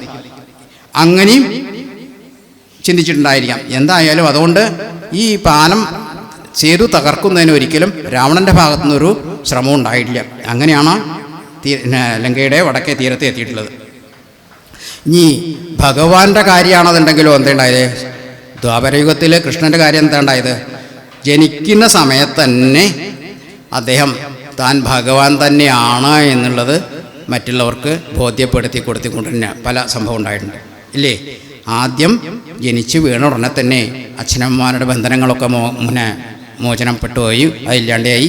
അതിനുശേഷം കാണാൻ വന്ന വസുദേവർക്കും അമ്മ ദേവകിക്കും ഭഗവാന്റെ ആ വിശ്വവിഗ്രഹം, അതായത് ചതുർഭുജ ശംഖുചക്ര ഗദാധാരിയായിട്ടുള്ള ഭഗവാന്റെ ആ വിശ്വരൂപം കാണിച്ചു കൊടുത്തുകൊണ്ട് പറയുണ്ടായിട്ടുണ്ട്, നിങ്ങളുടെ കഠിനമായിട്ടുള്ള തപസ് കാരണം പ്രാർത്ഥന കാലാണ് ഞാൻ ഇവിടെ ഇന്ന് പുത്രനായി ജനിച്ചിട്ടുള്ളത്. എൻ്റെ ലക്ഷ്യം ഇതാണ്, നാശമാണ് എൻ്റെ ലക്ഷ്യം. അതുവരെ എനിക്ക് നിങ്ങളുടെ പുത്രനായി ജനിക്കേണ്ടി വന്നതാണ് എന്ന് പറയുമ്പോൾ ദേവി കൗസല്യാദേവി പ്രാർത്ഥിക്കുകയാണ്, അരുതേ ഭഗവാനെ, ഞങ്ങളുടെ ഈ ഭാവം മറച്ചാലും മറ്റുള്ളവർ കാണുന്നതിന് മുമ്പ് തന്നെ അങ്ങയുടെ ശിശുഭാവത്തെ കാട്ടിയാലും ഞങ്ങൾക്ക് അങ്ങയുടെ കുട്ടിക്കാലം, അതായത് അങ്ങയെ ശിശുവിനെ പോലെ ലാളിച്ചുകൊണ്ട് അനുഭവിക്കാനുള്ള ആ ഒരു സുഖം, കുട്ടികളെ ലാളിക്കുമ്പോൾ നമുക്ക് കിട്ടുന്ന ആ നിർവൃതി, നമുക്കൊരു പേരക്കുട്ടിയോ ഒരു മകനോ, ആദ്യം മകനുണ്ടാവണേക്കാളും ഏറെയായിരിക്കും മുത്തശ്ശിമാർക്കും മറ്റോടൊക്കെ ആണെങ്കിൽ ഒരു പേരക്കുട്ടി ഉണ്ടാവുക എന്ന് പറഞ്ഞാൽ അവരെ എങ്ങനെയൊക്കെ ലാളിക്കേണ്ട നിശ്ചയം ഉണ്ടാവില്ല. അപ്പോൾ അതേപോലെ ഞങ്ങൾക്ക് ഈ അങ്ങയെ ലാളിച്ചുകൊണ്ട് തന്നെ വേണം ഈ ഇവിടുന്ന് സംസ്കാര സാഗരം കടന്നു പോകുവാനും അതിനുള്ള അവസരം തരണം. ശരി എന്ന് പറഞ്ഞിട്ട് അപ്പോൾ പറയുമ്പോൾ വാസുദേവർ പറയുന്ന ഭാഗമാണ്, ഭാഗവതത്ത് പറയണം, തമത്ഭുതം ബാലകമംബുജേക്ഷണം ചതുർഭുജം ശംഖഗദാര്യഥായുധം ശ്രീവത്സലഷ്മംഗളശോഭകസ്തുഭം പീതാംബരം സാന്ദ്രപയോധസൗഭഗം മഹാർഹവൈഡൂര്യകുരീടകുണ്ടലസ്തിഷാ പരിഷ്വക്തസഹസ്രകുണ്ടലം ഉദ്ദാമകാഞ്ചങ്കതകങ്കണാദിവിർ വിരാജമാനം വസുദേവായിക്ഷത. ആ ചതുർഭുജധാരിയായിട്ടുള്ള ഭഗവാന്റെ ആ വിശ്വരൂപം കണ്ടുകൊണ്ട് വാസുദേവൻ കൃഷ്ണൻ്റെ വാസുദേവര് പ്രാർത്ഥിച്ചതാണത് കണ്ടത്. ഭഗവാൻ അത് കണ്ടിട്ട് അത്ഭുതപ്പെട്ടുകൊണ്ട് തൻ്റെ വിശ്വരൂപം കണ്ടപ്പോൾ പ്രാർത്ഥിച്ചതുള്ളതാണ് ആ രൂപം. അത് കണ്ട വിധാണ് പറഞ്ഞത്. ചതുർഭുജ വേഷധാരിയായിട്ട് ശംഖുചക്ര ഗദാധാരിയായിട്ടുള്ള ആ ഭഗവാന്റെ വിശ്വരൂപം കണ്ടപ്പോൾ പെട്ടെന്ന് വാസുദേവരുടെ വായിൽ നിന്ന് ഉതിർന്നിട്ടുള്ള ആ ശ്ലോകങ്ങളാണത്. അതിനുശേഷം തന്നെ യശോദയുടെ അടുത്ത് എത്തിക്കൂ, യമുനാനദി മുറിച്ച് കടന്നുകൊണ്ട് അങ്ങോട്ട് എത്തിക്കൂ എന്ന് വസുദേവരോട് പറഞ്ഞപ്പോൾ ആ കുഞ്ഞിനെ കയ്യിലെടുത്തുകൊണ്ട് പോവുകയാണ്. അപ്പോൾ അതുവരെ ഘോരമായി മഴ പെയ്തുകൊണ്ടിരിക്കുകയാണ് ഇതേപോലെ തന്നെ. അപ്പോൾ മഴ ഇങ്ങനെ പെയ്ത് യമുനാനദി ഇങ്ങനെ കരകവിഞ്ഞ് ഒഴുകിക്കൊണ്ടിരിക്കുമ്പോഴാണ് അതിൻ്റെ അങ്ങേപ്പുറത്തേക്ക് കിടക്കണം. ഒരു തോണി വിളിച്ചാലൊന്നും കിട്ടില്ല. അങ്ങനെ ആരും ധൈര്യപ്പെടില്ല മുറിച്ച് കിടക്കാൻ.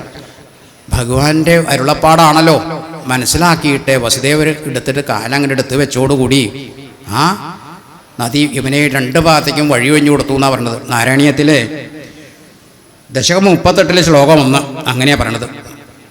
ഭട്ടതിരിപ്പാട് പറയാണ്, ഭവന്തമയമുദ്വഹന്യതുകുലദ്ദുഹോ നിസ്തരം ദദർശ ഗഗനോച്ഛലജ്ജലപരാം കളിന്ദാത്മജം അഹോ സലില നിർഭര അഹോ സലില സഞ്ജയ പുനരൈന്ദ്രജാലോദിതോ ജലോഗാമിവ ദക്ഷണാൻ പ്രപദമായതാ ആയുയോ എന്നാണ് പറഞ്ഞത്. പെട്ടെന്ന് കാലെടുത്ത് വെച്ചപ്പോൾ കാലിലെ ഞെരിയാണിയോളം ആ വെള്ളം കിടത്താണ് നടന്നു പോകാൻ പാകത്തിലായി വസുദേവർക്ക് എന്നാണ്.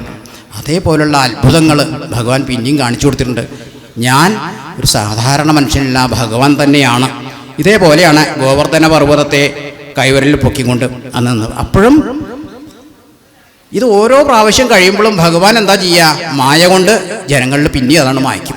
അപ്പോൾ അവർക്ക് വീണ്ടും നമ്മളെ ഉണ്ണികൃഷ്ണൻ തന്നെയായി. അങ്ങനെയാണ് സാധാരണ പോലെ തന്നെ വീണ്ടും അവരൊപ്പം കളിയും ചെറിയൊക്കെ ആയിക്കൊണ്ട് കഴിയും. പിന്നെ മറ്റൊരു ഉദാഹരണം, വൃന്ദാവനത്തിലെ ഐഷികവനത്തിൽ പെട്ടപ്പോൾ ഗോക്കളെയും ഗോപന്മാരെയും പെട്ടെന്ന് കാട്ടുതീ പറഞ്ഞ സമയത്ത് മായ കൊണ്ട് നിങ്ങൾ ഭഗവാനെ കൃഷ്ണ ഗുരു രക്ഷിക്കണേ കൃഷ്ണ കൃഷ്ണ എന്ന് എല്ലാവരും വിളിച്ചപ്പോൾ പെട്ടെന്ന് ഭയപ്പെടണ്ട, നിങ്ങളെല്ലാവരും കണ്ണടച്ചു നിന്നോളൂ എന്ന് പറയലും അങ്ങനെ തൻ്റെ യോഗശക്തി കൊണ്ട് എല്ലാ ഗോപന്മാരെയും ഗോക്കളെയും എല്ലാം ഭാണ്ഡീരവനത്തിൽ കൊണ്ടെത്തിച്ചു ഇല്ലേ. ഇങ്ങനെയൊക്കെയുള്ള അത്ഭുതങ്ങൾ കാണിച്ചിട്ടുള്ളതാണ് കൃഷ്ണൻ്റെ. പക്ഷേ ഇവിടെ ശ്രീരാമചന്ദ്രൻ അങ്ങനെയുള്ള അത്ഭുത പ്രവർത്തികളൊന്നും വേണ്ട, താനൊരു സാധാരണ മനുഷ്യൻ്റെ ചെയ്യാൻ പറ്റുന്ന കാര്യങ്ങളെ ചെയ്യാൻ പാടുള്ളൂ. ഇപ്പം നേരത്തെ പറഞ്ഞ വരുണനോട് വേണ്ടിയിട്ട് ആയുധം ഒക്കെ എടുത്തു എന്നുണ്ടെങ്കിൽ പോലും അത് വളരെ ദുർലഭമായിട്ടുള്ള ഘട്ടങ്ങളിൽ മാത്രമാണ് അതൊക്കെ ചെയ്യുന്നുള്ളൂ. അത് വേണമെങ്കിൽ ഏതൊരു അഭ്യാസിയായിട്ടുള്ള അല്ലെങ്കിൽ പഠിക്കുന്നതായിട്ടുള്ള ധനുർവേദം മനസ്സിലാക്കിയുള്ളവർക്ക് ചെയ്യാവുന്ന കാര്യങ്ങളേ ഉള്ളൂ. ഇപ്പം ഇന്ന് പറയുന്ന അന്നത്തെ ആഗ്നേയാസ്ത്രം ഇന്നത്തെ മിസൈലുകളാണ്. നോക്കൂ, അതൊക്കെ അന്നത്തെ മുനിവാര്യന്മാർ കാണിച്ചു തന്നിട്ടുള്ള ഈ ആഗ്നേയാസ്ത്രം ബോംബ് എന്നൊക്കെ പറയുന്ന ഓരോ പ്രത്യേക ഇക്വേഷൻ പ്രകാരം ഉണ്ടാക്കിയിട്ടുള്ളതാണ്. ഇന്ന ഘടകങ്ങൾ ഇത്ര തോതിൽ ചേർത്തുകൊണ്ട് ഇതാണ് അതിൻ്റെ ആ ഇക്വേഷൻസ് മനസ്സിലാക്കിക്കൊണ്ട് പറയുന്ന പോലെ തന്നെയാണ് മന്ത്രങ്ങളുടെയും വിധി. മന്ത്രം, അതിൻ്റെ താളം, ക്രമം, അതിലുള്ള ഇതെല്ലാം കണക്കാക്കിക്കൊണ്ട് ചെല്ലുമ്പോഴാണ് അതിൻ്റെ ഫലം കിട്ടുക. ഇതൊക്കെയാണ് ധനുർവേദത്തിൽ കൃത്യമായി പഠിപ്പിക്കുക. ഇന്ന അസ്ത്രം പ്രയോഗിച്ചു കഴിഞ്ഞാൽ നമുക്കത് ഇന്ന അസ്ത്രമാണെന്ന് മനസ്സിലാക്കാനും അതിന് പ്രത്യസ്ത്ര അയക്കാനുള്ള വിദ്യം, ഇതൊക്കെയാണ് ധനുർവേദത്തിൽ. അപ്പോൾ ആ അസ്ത്രത്തിൻ്റെ സ്വഭാവം കണ്ടാൽ ഇവർക്ക് മനസ്സിലാവും ആഗ്നേയാസ്ത്രമാണ് തൊടുത്തിട്ടുള്ളത്. അപ്പോൾ അതിനെ പ്രതിരോധിക്കാനുള്ള അങ്ങേപ്പുറത്തുള്ള അസ്ത്രം എന്താണ്, വരുണാസ്ത്രം തൊടുക്കണം എന്നുള്ളത് മനസ്സിലാവണമെന്നുണ്ടെങ്കിൽ അതിൻ്റെ രൂപം മനസ്സിലാക്കണം, വരുണാസ്ത്രം ജപിക്കാനുള്ള മന്ത്രം അറിയണം. അപ്പോൾ ഇതൊക്കെ പ്രത്യേക ഇക്വേഷൻസിലാക്കി വെച്ച് ഇതാണ് ധനുർവേദത്തിൽ പഠിപ്പിച്ചു കൊടുക്കുക കാര്യമായിട്ട്. അപ്പോൾ അതാണ് ലക്ഷ്യം, കാണിക്കും ചെയ്യാം. അപ്പോൾ അങ്ങനെ ശ്രീരാമചന്ദ്രൻ കൃഷ്ണനുമായിട്ടുള്ള വ്യത്യാസം ഞാൻ പറഞ്ഞു തന്നു. അപ്പോൾ അങ്ങനെ കയറിക്കൊണ്ട് അവർ ത്രികൂടാചലത്തിൽ സ്ഥിതി ചെയ്യുന്ന ആ ലങ്കയിലെ രാവണനെ കണ്ടുകൊണ്ട് അങ്ങനെ ഇരിക്കുകയാണ്. അപ്പം എന്നിട്ട് പറയുകയാണ്, ഇനി ഒരു കാര്യം ചെയ്യൂ, നമ്മളിവിടെ ബന്ധിച്ച് നിർത്തിയിട്ടുണ്ട് ശുകൻ. അതെ, രാവണൻ്റെ ചാരനാണ് ശുകൻ എന്ന് പേര് പറയാൻ കാരണം അയാൾക്ക് ഏത് വേഷവും എപ്പോൾ എടുക്കാൻ പറ്റുന്നതാണ്. വേണമെന്നുണ്ടെങ്കിൽ തത്തയുടെ രൂപമൊക്കെ ധരിച്ചുകൊണ്ട് തൻ്റെ ശത്രു സൈന്യത്തിൽ പോയിട്ട് അവിടുത്തെ രക്ഷണ കാര്യങ്ങളൊക്കെ മനസ്സിലാക്കാനുള്ള, എന്നിട്ട് ഇവിടെ വന്നിട്ട് വേണ്ട വിധം പറഞ്ഞു കൊടുക്കാനും അവിടുത്തെ സന്നാഹങ്ങളൊക്കെ അറിയിച്ചു കൊടുക്കാൻ മുൻകൂട്ടി. അങ്ങനെയാണ് രാവണൻ ഈ ദിഗ്വിജയത്തിനൊക്കെ, രാവണൻ്റെ ദിഗ്വിജയത്തിന് മുഴുവനെ ഈ ശുകൻ കൂട്ടുനിന്നിട്ടുള്ള ആളാണ്. അങ്ങനെയുള്ള ശുകനെയാണ്. അപ്പോൾ അവനെ ആണ് ആദ്യം പറഞ്ഞയച്ചത്. അവിടെ ചെന്നിട്ട് എന്താണ് ഈ വാനര സൈന്യത്തിൻ്റെ ശക്തി എന്താണ്, അതൊക്കെ ഒന്ന് പോയി അറിഞ്ഞു വരും. പറ്റുന്നുണ്ടെങ്കിൽ ആരാ അതിൻ്റെ തലവൻ, ആ സൈന്യാധിപനെ നമ്മളെ കൂട്ടത്തിൽ കൊണ്ട് ആക്കാനുള്ള മാർഗം നോക്കൂ എന്നൊക്കെ പറഞ്ഞു കൊടുത്തിട്ട് നമുക്ക് ആ സുഗ്രീവനെ ആയിട്ട് പിടിച്ചാൽ മതി, അവനെ നമ്മളെ പട്ടത്തേക്കാക്കാം. അതിന് പറഞ്ഞു കൊടുത്തോളൂ, നിന്റെ ഏറ്റവും ഇഷ്ട സുഹൃത്തായിരുന്നു ബാലി. ആ ബാലിയുടെ അനുജനായിട്ടുള്ള സുഗ്രീവ, അങ്ങയോട് ഞങ്ങൾക്കോ എനിക്കോ യാതൊരു വൈരവും ബുദ്ധിയില്ല. പിന്നെ ഈ വാനര സൈന്യത്തെ കൊണ്ട് നിനക്ക് ഞങ്ങളുടെ ഞങ്ങളുടെ സ്വാമിയെ ജയിക്കാൻ കഴിയില്ല. അത്രയും കരുത്തന്മാരായിട്ടുള്ള സൈന്യമാണ് ഞങ്ങളുടേത്. അതുകൊണ്ട് നിന്റെ ശ്രമം വെറുതെയാണ്. നീ ഒരു കാര്യം ചെയ്യൂ, എൻ്റെ സ്വാമിയുടെ അടുത്തേക്ക് പോരൂ എന്ന് പറഞ്ഞ് വിളിച്ചു എന്നാണ് പറഞ്ഞത്. ഇത് കേട്ടുകൊണ്ടാണ് വാനരസേന പ്രഗത്ഭന്മാരായിട്ടുള്ള വാനരന്മാർ ചാടി ഉയർന്ന് അവനെ പിടിച്ച് അടിക്കാനും ഇടിക്കാനൊക്കെ തുടങ്ങിയപ്പോഴൊക്കെ അയ്യോ അയ്യോ എന്ന് പറയും, നിലവിളിക്കുകയാണ്, രാമാ എന്നെ രക്ഷിക്കണേ, എന്നെ ഇവർ കൊല്ലുകളയണതിന് മുമ്പ് എന്നെ രക്ഷിക്കൂ എന്ന് പറയുകയാണ്. അപ്പോൾ ഓരോ ഗജങ്ങളോളം ശക്തികളുള്ള ഓരോ വാനരന്മാരെ അടി കിട്ടിയാൽ തന്നെ ജീവൻ പോണം. അപ്പോൾ ഇത്രയും ഭയങ്കരന്മാരായിട്ടുള്ള വാനരന്മാർ അരുതേ, അവനെ ശിക്ഷിക്കരുതേ, രാവണൻ്റെ ദൂതനാണ് അവൻ, ദൂതനെ കൊല്ലാൻ നമുക്ക് പാടില്ല, അവനെ ഇങ്ങോട്ട് വിടൂ, അവനെ എൻ്റെ അടുത്തേക്ക് പറഞ്ഞേക്കൂ എന്ന് പറയാം. അപ്പോൾ പറഞ്ഞിട്ട് ശ്രീരാമസ്വാമിയെ കണ്ടപ്പോൾ കാൽക്കൽ നമസ്കരിച്ചു, എന്നോട് ക്ഷമിക്കണം, ഞാൻ രാവണൻ്റെ ദൂതനായിട്ട് വന്നതാണ്, അവിടുത്തെ ഇവരെ ശിക്ഷിക്കാതിരിക്കാൻ അങ്ങ് തന്നത്, അങ്ങയുടെ കാരുണ്യം കൊണ്ടാണ് എനിക്കിപ്പോൾ അങ്ങയുടെ മുമ്പിൽ നിൽക്കാൻ ഇടവന്നത് എന്നൊക്കെ പറഞ്ഞിട്ട് വളരെ ഭഗവാന്റെ മുമ്പിൽ വളരെ വിനീതഭാവത്തോടുകൂടി സത്യങ്ങളൊക്കെ തുറന്നു പറഞ്ഞപ്പോൾ, എന്നാൽ ശരി, നീ പോയിട്ട് ഇവനെ ബന്ധിച്ചോളൂ, പോവാൻ അയക്കരുത്, നമ്മൾ സേനാബലത്തെ മുഴുവനൊന്ന് കാണിച്ചു കൊടുക്കൂ എന്ന് പറഞ്ഞിട്ട് കാണിച്ചു സുഗ്രീവനോടും മറ്റുള്ള മന്ത്രികളോടൊക്കെ പറഞ്ഞിട്ട് വിടുകയാണ്. അപ്പോൾ അങ്ങനെ പിടിച്ചു കെട്ടി കൊണ്ടുവന്നിട്ടുള്ള ആ ശുകൻ ഇവിടെ ഉണ്ട്. ഇനി ഒരു കാര്യം ചെയ്യൂ, ഈ ശുകനെ വിട്ടയക്കൂ, എന്നിട്ട് നമ്മുടെ കാര്യം രാവണനെ അദ്ദേഹം നമുക്ക് വേറൊരാളെ പറഞ്ഞേക്കണ്ട, ശുകൻ തന്നെ പോയി പറഞ്ഞു കൊടുക്കട്ടെ. എന്താ പറയേണ്ടത്? അല്ലയോ രാവണ, നീ പിടിച്ചു കൊണ്ടുവന്നിട്ടുള്ള എൻ്റെ മൈഥിലിയെ, എൻ്റെ പ്രിയ പത്നിയെ ഇവിടെ തിരിച്ചു കൊണ്ടുവന്ന് തരൂ, എന്നിട്ട് മാപ്പ് പറഞ്ഞോളൂ, എന്നാൽ ഞാൻ നിന്നെ ഉപദ്രവിക്കാതെ വിട്ടയക്കാം, ഇനിയും നിനക്ക് ദീർഘകാലം ഭൂമിയിൽ ജീവിക്കാം. അതല്ല, എന്നോട് യുദ്ധം ചെയ്തിട്ട് ജയിക്കാനാണ് ഭാവം എന്നുണ്ടെങ്കിൽ ഒരിക്കലും സാധ്യമാവും തോന്നുന്നില്ല. കാരണം നിന്നെയും നിന്റെ ബന്ധുക്കളെയും നിന്നോട് അനുകൂലമായി നിൽക്കുന്നവരെയും നിന്റെ സേനയെയും നിമിഷ നേരം കൊണ്ട് ഞാൻ ഭസ്മമാക്കിയിട്ട് തച്ചുടച്ച് ലങ്കേനെ ഇല്ലാതായിക്കൊണ്ട് ഞാൻ എൻ്റെ പ്രിയപത്നിയെയും കൊണ്ട് ഞാൻ മടങ്ങിപ്പോകുന്നതാണ് എന്ന് പറഞ്ഞു. ഇത് ചെന്ന് പറയൂ എന്ന് പറഞ്ഞിട്ടാണ് പറഞ്ഞത്. അപ്പം ഇതൊക്കെ ചെന്ന് ചേർത്തിട്ട്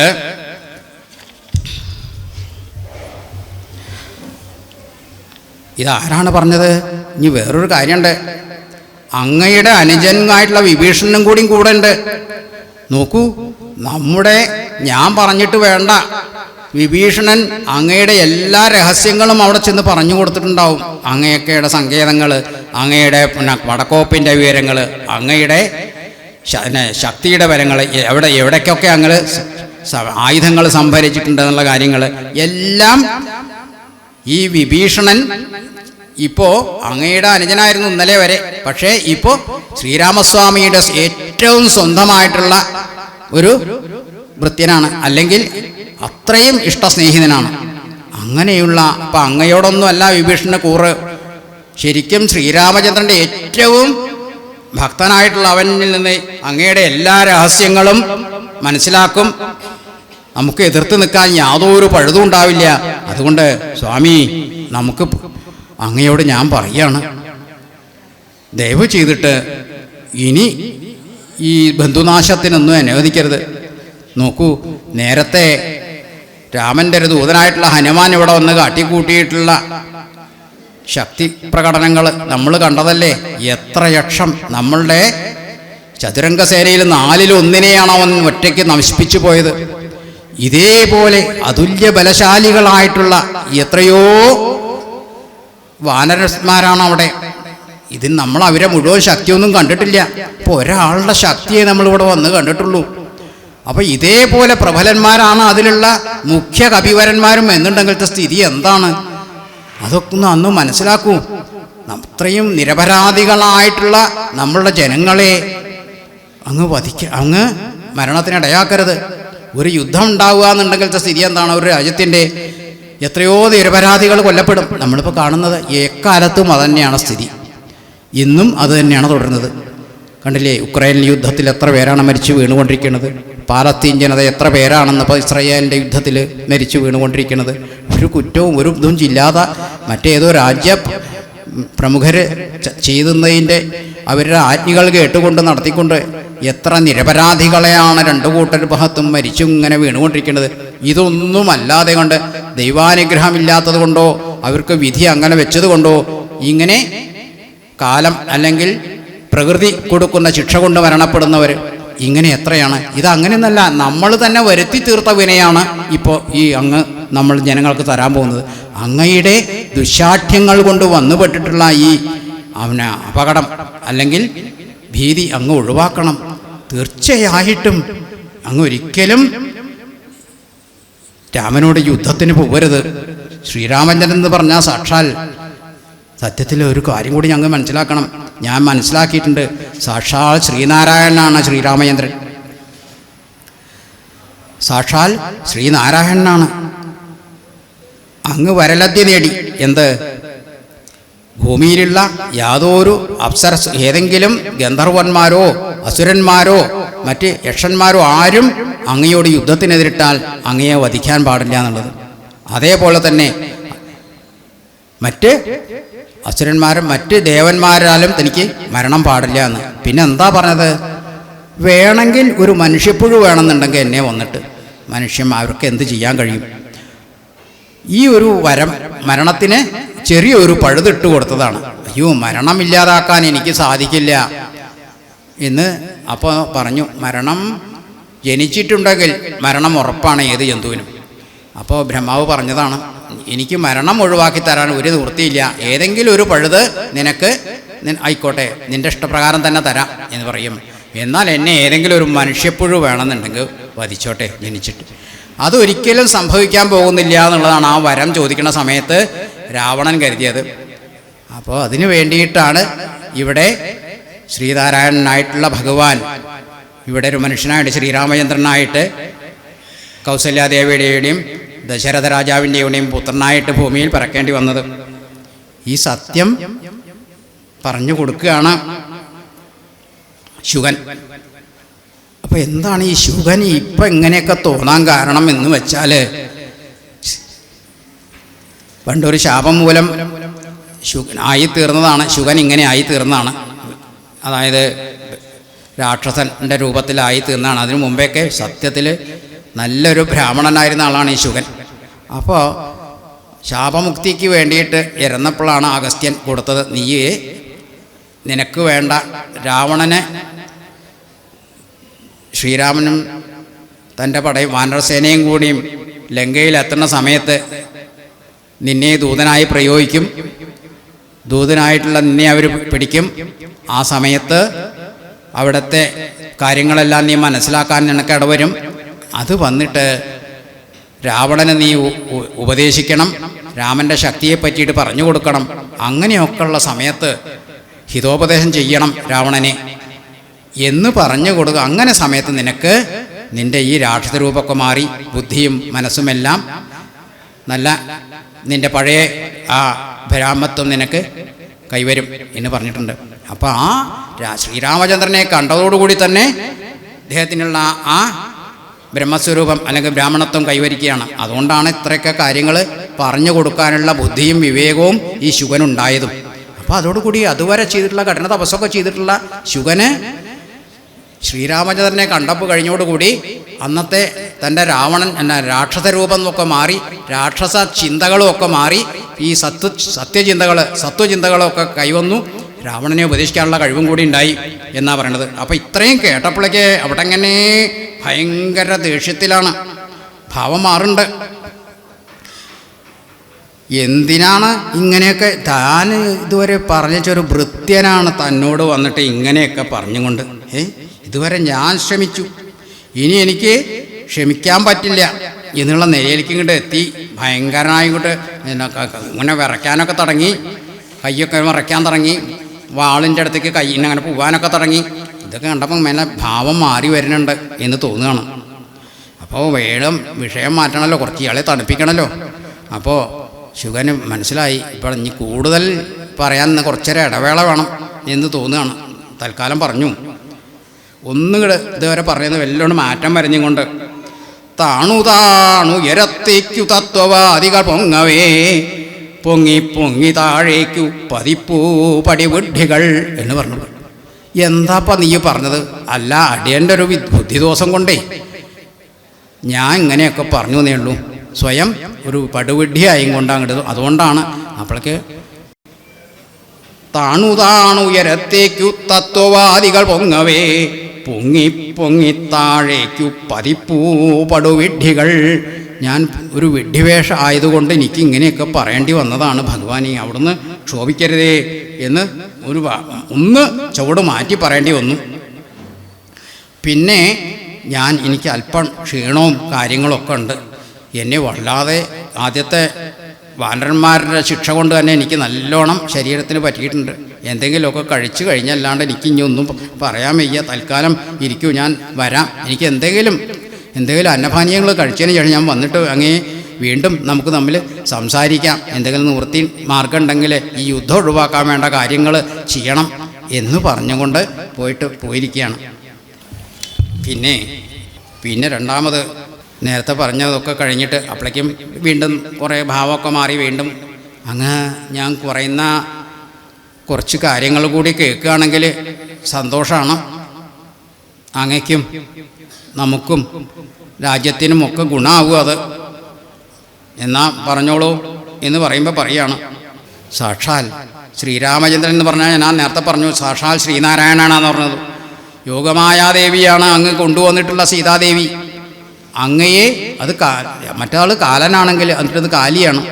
അങ്ങയുടെ കാലനാണ് ശ്രീരാമചന്ദ്രൻ, മറ്റത് കാലിയായിട്ട് അവതരിച്ചിരിക്കുകയാണ് സീതാദേവി. ഇവര് സാക്ഷാൽ സത്യത്തിലെ മാതാപിതാക്കളാണ്, ഈ പ്രപഞ്ചത്തിൻ്റെ തന്നെ മാതാപിതാക്കളാണ്. അതങ്ങ് മനസ്സിലാക്കണം. പിന്നെ സത്യത്തിൽ അങ്ങക്ക് ഇങ്ങനൊരു കർപ്പൂരഭാവം പ്രാപിക്കേണ്ട യാതൊരു കാരണവും കാണാനില്ല. അതെന്താ കാരണം? അങ്ങ് പൗലസ്ത്യ നന്ദനാണ്. പൗലസ്ത്യ മുനിയുടെ പുത്രനാണ് വിശ്രാവസ്. വിശ്രാവസിൻ്റെ പുത്രനാണ് രാവണൻ. രാവണൻ്റെ അപ്പം അങ്ങനെ വരുമ്പോൾ സത്യത്തിൽ അങ്ങ് ബ്രാഹ്മണ്യമുള്ള ആളാണ്. ഒരിക്കലും ഒരു രാക്ഷസനോ അസുരനോ ആവാൻ ഉള്ള ചിന്തകളോ ആയിത്തീരാനോ പാടില്ലാത്തതാണ്. എന്താണ് അങ്ങനെ ഉണ്ടാവാൻ കാരണം എന്ന് വെച്ച് കഴിഞ്ഞാൽ, വിശ്രാവസിൻ്റെ മറ്റൊരു പുത്രനാണ് കുബേരൻ. കുബേരൻ്റെ പ്രൗഢിയും പ്രതാപവും ഒക്കെ കണ്ട് കൈകസി എന്നുള്ള ഇതാണ് ഈ മറ്റൊരു അസുരൻ പുത്രിയാണ്, അല്ല ഒരു രാക്ഷസ്ത്രീയാണ് കൈകസി. കൈകസി പറഞ്ഞു, എങ്ങനെ തൻ്റെ അച്ഛനോട് പറഞ്ഞു, എങ്ങനെയെങ്കിലും എനിക്കും നല്ലൊരു ഈ കുബേരനേക്കാളും കേമനായിട്ടുള്ളൊരു പുത്രൻ ഉണ്ടാവണം. അപ്പോൾ പറയുകയാണ്, നീ പോയിട്ട് വിശ്രാവസത്തിനെ പ്രീതിപ്പെടുത്തിക്കോളൂ. അങ്ങനെ വരുമ്പോൾ നിനക്കും ഒരു പുത്രനെ കിട്ടാനുള്ള വഴിയുണ്ടാവും. അവൻ കുബേരനേക്കാളൊക്കെ ജയിക്കാനുള്ള വഴി ഉണ്ടാക്കി തരും എന്ന് പറയുകയാണ്.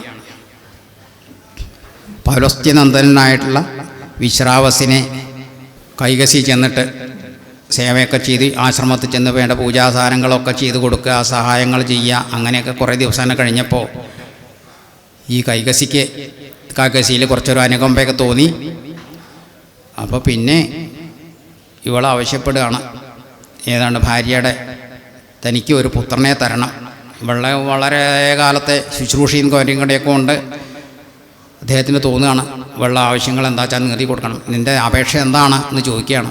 എനിക്ക് കുബേരനെ പോലെയുള്ളൊരു പുത്രനെ തരണം എന്ന് പറയാം. അപ്പോൾ ഇവള് നിർബന്ധം കാരണം ഈ ഒരു സന്ധ്യാസമയത്ത് ചെന്നിട്ടാണ് പുത്രോൽപത്തിക്ക് വേണ്ടി പ്രാർത്ഥിച്ചത്.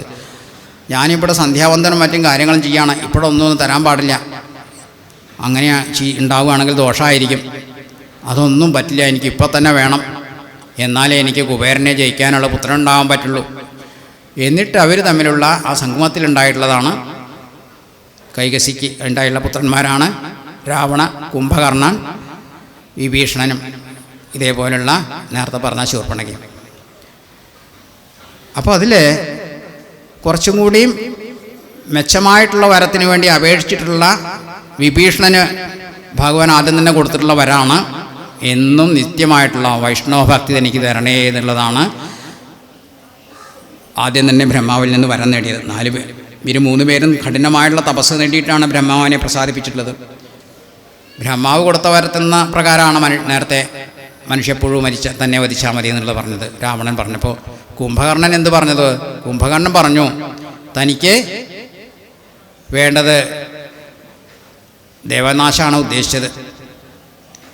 ദേവനാശം ഉദ്ദേശിച്ചുകൊണ്ട് പറഞ്ഞപ്പോൾ വാക്ക് പിഴച്ചു. ദിദ്രത്വം എന്നായിപ്പോയി, നിർദേവത്വം എന്നാണ് പ്രാർത്ഥിച്ചത്. നിർദേവത്വം വേണം എന്ന് നിർദേവത്വം എന്ന് പറഞ്ഞാൽ ദേവകളുടെ നാശം. നിർദേവത്വം അത് ദേവകൾ മനസ്സിലാക്കിയിട്ട് ഇതേപോലെ നാക്കുപഴ സരസ്വതി ദേവി നാക്ക് കയറിയിരുന്നു. ആ സമയത്ത് എന്നാണ് പറഞ്ഞത് നിദ്രത്വം എന്നാക്കി മാറ്റി. അതാ വാക്ക് പുറത്തു വന്നു. തഥാസ്തു എന്ന അനുഗ്രഹം കൊടുത്തു. അങ്ങനെയാണ് ഈ 6 മാസം. അയ്യോ ഇതല്ലല്ലോ ഞാൻ പ്രാർത്ഥിച്ചത് എന്ന് പറഞ്ഞപ്പോൾ, ശരി നിനക്ക് 6 മാസം ഉറങ്ങാനും 6 മാസം സാധാരണ പോലെ പ്രവർത്തിക്കാനുള്ള വരം നിനക്ക് യോഗം ഉണ്ടാവും എന്ന് പറയും. അങ്ങനെ 6 മാസം നിദ്രയിൽ കൊള്ളാനാണ് കുംഭകർണന് യോഗം വരം കൊടുത്തത്. മറ്റേ ആളൊക്കെ സദാ തെളിഞ്ഞ വൈഷ്ണവഭക്തി. എനിക്ക് മറ്റൊന്നും വേണ്ട ഭഗവാനെ, എനിക്ക് എന്നും വൈഷ്ണവഭക്തി വന്നാൽ മതി. ശുദ്ധമായിട്ടുള്ള വൈഷ്ണവഭക്തി, വേണ്ടാത്തത് ചെയ്യാതിരിക്കാനും നല്ലത് തോന്നാനും സജ്ജനങ്ങളെ സേവിക്കാനും ഭഗവാനെ ആരാധിക്കാനും എന്നുള്ള ആ സദ്ബുദ്ധി തന്നുകൊണ്ട് എനിക്ക് വൈഷ്ണവഭക്തി, നിത്യമായിട്ടുള്ള വൈഷ്ണവഭക്തി മാത്രം തന്നോളൂ എന്ന് വിഭീഷണനും ബ്രഹ്മാവിനോട് പ്രാർത്ഥിച്ചു. അങ്ങനെ ഒക്കെ സംഭവിക്കട്ടെ എന്ന് വരം നൽകിയത്. അങ്ങനെ ഉള്ള സമയത്താണ് അപകടങ്ങളൊന്നും സംഭവിക്കാതിരിക്കാൻ വേണ്ടിയിട്ട് ഓരോരുത്തരും ചെന്ന് രാവണനോട് പറയുന്നുണ്ട്. വിഭീഷണൻ ചെന്ന് കാണുന്നുണ്ട് രാവണനെ. വളരെ ഏട്ടന തൻ്റെ ജ്യേഷ്ഠനാണ് എന്ന് വെച്ച് വന്നിച്ച്, അച്ഛനെ പോലെ കരുതുന്ന ജ്യേഷ്ഠനാണല്ലോ എന്ന് വെച്ച് വന്നിച്ച് അടുത്തിരുന്നുകൊണ്ട്, ഏട്ടാ ഇങ്ങനെയൊന്നും പറ്റില്ല, ഈ ചെയ്യുന്നതൊക്കെ മഹാപാപമാണ്, ദോഷമാണ്, നമ്മുടെ ജനങ്ങൾക്കും ലങ്കയ്ക്കും എല്ലാം അടുത്ത നാശത്തിനുള്ള പണിയാണ് ജ്യേഷ്ഠൻ ചെയ്തിട്ടുള്ളത്. സാക്ഷാൽ സീതാദേവി സാക്ഷാൽ ശ്രീപാർവതിയാണ്, അല്ലെങ്കിൽ ലോകമാതാവാണ്.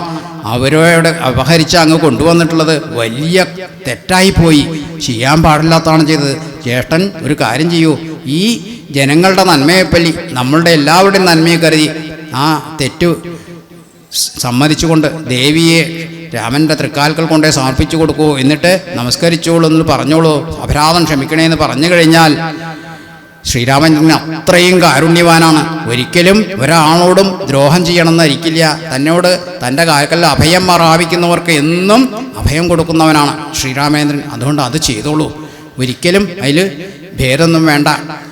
ഇതൊക്കെ പറഞ്ഞു കേട്ടപ്പോൾ നേരത്തെ പറഞ്ഞ പോലെ ഈ താമസബുദ്ധി സ്വഭാവത്തിലുള്ള ആളല്ലേ രാവണൻ. അപ്പോൾ ഉടനെ നീ എന്നെ ഉപദേശിക്കാനൊന്നും വരണ്ട, നീ സാക്ഷ്യത്തിൽ ശ്രീരാമ പക്ഷപാതിയാണ്. എൻ്റെ കൂട്ടത്തിൽ താമസിച്ചുകൊണ്ട് നീ ശത്രുവിന് വേണ്ട കാര്യങ്ങൾ ചെയ്തു കൊടുക്കുന്നതിനാണ്, ശത്രുവിനെ സേവിക്കുന്നതിനും ശത്രുവിനെ വാഴ്ത്താനും നീ ശ്രമിക്കുന്നതാണ്. അതുകൊണ്ട് എൻ്റെ അനുജനായി പോയി എന്നുള്ളത് കൊണ്ട് മാത്രം നീ എൻ്റെ ചന്ദ്രഹാസത്തിൽ നിന്ന് നീ ഇപ്പം രക്ഷപ്പെടുകയാണ്, പൊയ്ക്കോളൂ. നിമിഷം കൂടി നിന്നാൽ നിന്നെ ഞാൻ ഈ വാളിന് ഊണാക്കും എന്ന് പറഞ്ഞു. അപ്പോൾ ഇത് പറഞ്ഞ് ഭയപ്പെടുത്തിയത് കണ്ടപ്പോൾ അങ്ങയുടെ ഇഷ്ടം അങ്ങനെയാണെങ്കിൽ ഞാനത് അനുസരിക്കാൻ ബാധ്യസ്ഥനാണ്, അങ്ങയുടെ ഏതാജ്ഞയും ഞാൻ അനുസരിക്കാൻ ബാധ്യസ്ഥനാണ് എന്ന് പറഞ്ഞുകൊണ്ട് വീണ് നമസ്കരിച്ചുകൊണ്ട് തൻ്റെ വിശ്വസ്തരായിട്ടുള്ള 4 അമാത്യന്മാരുമായിട്ട് അല്ലെങ്കിൽ മന്ത്രിപുങ്കന്മാരുമായിട്ട് അവിടെ നിന്ന് തൻ്റെ സർവസ്വവും ഉപേക്ഷിച്ചിട്ട് ഭാര്യ, കൊട്ടാരം, മറ്റുള്ള വേണ്ട എല്ലാം ഉപേക്ഷിച്ചുകൊണ്ട് ശ്രീരാമൻ്റെ മുന്നിലേക്ക് അവിടെ അഭയം പ്രാപിച്ചുകൊണ്ട് അവിടെ ചെന്നെത്തുകയാണ്.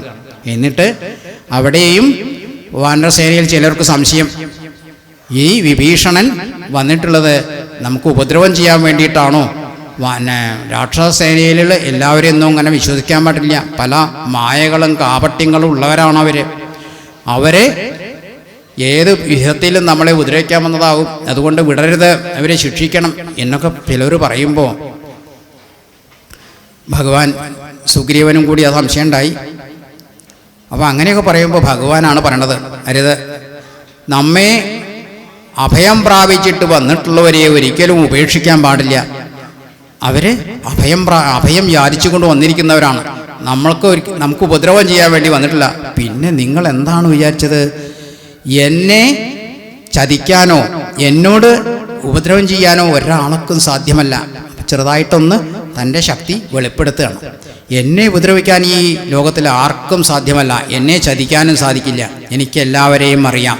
അതുകൊണ്ട് നിങ്ങൾ ഇപ്പോൾ വന്നിട്ടുള്ള വിഭീഷണൻ്റെ പേരിൽ ഒരിക്കലും ശങ്കിക്കേണ്ട, അവൻ നമുക്ക് മിത്രം തന്നെയാണ്, അവനെ ആനയിച്ചോളൂ എന്ന് പറഞ്ഞു. അപ്പം അങ്ങനെ 4 അമാത്യന്മാരുമായിട്ട് വന്നിട്ട് അവർ വന്നിട്ട് ശ്രീരാമപാദത്തിൽ നമസ്കരിച്ചുകൊണ്ട് അവരെ വേണ്ട മതത്തിൽ ശ്രീരാമനെ സ്തുതിച്ചുകൊണ്ട് പറയുകയാണ്. അപ്പം അങ്ങനെയുള്ള ശ്രീരാമസ്തുതികളും ഒക്കെ കഴിഞ്ഞുകൊണ്ട് ഭഗവാൻ അനുഗ്രഹിക്കുന്നുണ്ട്. ഈ സ്തുതി ചൊല്ലിക്കൊണ്ട് ഏതൊരു ഭക്തൻ എന്നെ പ്രാർത്ഥിക്കുകയോ ചെയ്യുകയാണെന്നുണ്ടെങ്കിൽ അവർക്കൊക്കെ മുക്തി കൈവരും, സംശയമില്ല, നീ എൻ്റെ ഏറ്റവും പരമഭക്തനാണ് എന്ന് പറഞ്ഞ് വിഭീഷണനെ അനുഗ്രഹിക്കുന്നുണ്ട്. അതോടുകൂടി തന്നെ ലക്ഷ്മണനെ വിളിച്ചുകൊണ്ട് പറയുന്നു, ലക്ഷ്മണ, നമ്മെ അഭയം പ്രാപിച്ചിട്ടുള്ള ഈ വിഭീഷണനെ ഇനി ലങ്കാധിപതിയായിട്ട് ഇപ്പോൾ തന്നെ വാഴിച്ചോളൂ. കാരണം നമ്മെ അഭയം പ്രാപിച്ചവർക്ക് അതിൻ്റേതായിട്ടുള്ള ഗുണങ്ങൾ അതാത് സമയത്ത് തന്നെ കിട്ടണം. അതുകൊണ്ട് ഒരു സംശയം വേണ്ട, താമസമില്ലാതെ തന്നെ അവനെ ലങ്കാധിപതിയായിട്ട് വാഴിച്ചോളൂ, അതിന് വേണ്ട കാര്യങ്ങൾ ചെയ്തോളൂ എന്ന്. അപ്പോൾ ഉടനെ തന്നെ അവർ 4 സമുദ്രങ്ങളിലും പോയിട്ടുള്ള ദിവ്യതീർത്ഥങ്ങളും മറ്റും കൊണ്ടുവന്ന് ഏതുപോലെ രാജാവിനെ അഭിഷേകം ചെയ്യുന്നത് പോലെ വേണ്ട കാര്യങ്ങളൊക്കെ ചെയ്ത് അരിയിട്ട് വാഴ്ച എന്നൊക്കെ പറയില്ലേ, അതേപോലെ ഇവിടെ അഭിഷേകങ്ങളൊക്കെ നടത്തിക്കൊണ്ട് കുംഭാഭിഷേകമൊക്കെ നടത്തി പ്രാർത്ഥന ചെയ്തുകൊണ്ട് രാജാവായിട്ട് ലങ്കയുടെ അധിപതിയായും കൊണ്ട് വാഴിക്കുകയാണ്. നീയാണ് ഇനി ലങ്കയുടെ അധിപതി, അതായത് നിന്നിലൂടെ വേണം ഇനി ലങ്കയിലെ ജനങ്ങൾക്ക്, നിന്നിലൂടെ വേണം ഇനി ആ രാജ്യത്തിൻ്റെ മറ്റുള്ള രക്ഷ എന്നൊക്കെ പറഞ്ഞ് പ്രാർത്ഥിച്ചുകൊണ്ട് വിഭീഷണനെ തൻ്റെ സ്വന്തം സഹോദരനെ പോലെ തന്നെ കരുതിക്കൊണ്ട് കൂടെ കൂട്ടിയിരിക്കണം. ആ വിഭീഷണനോട് കൂടിയിട്ടുള്ള സുഭീഷണനുണ്ട്, ഈ സുഗ്രീവനുണ്ട്, ഇവരൊക്കെ കൂടിയിട്ടുള്ള സൈന്യമാണ് അങ്ങേപ്പുറത്ത് നിന്ന് കാണുന്നത്. നോക്കൂ, ഈ സൈന്യത്തിൻ്റെ ശക്തിയെ കൂടി ഞാൻ ഇനി അങ്ങക്ക് പറഞ്ഞു തരണം. എന്നാലേ അവരുടെ എന്താണ് നമുക്ക് അറിയാൻ പറ്റുകയെന്ന് പറയുകയാണ്. അവരുടെ ശക്തിയും കൂടി ഞാൻ ഇനി പറഞ്ഞു തരട്ടെ. ഓരോരോ വാനരന്മാരെ ഞങ്ങൾക്ക് കാണാൻ കഴിയുന്നുണ്ടോ?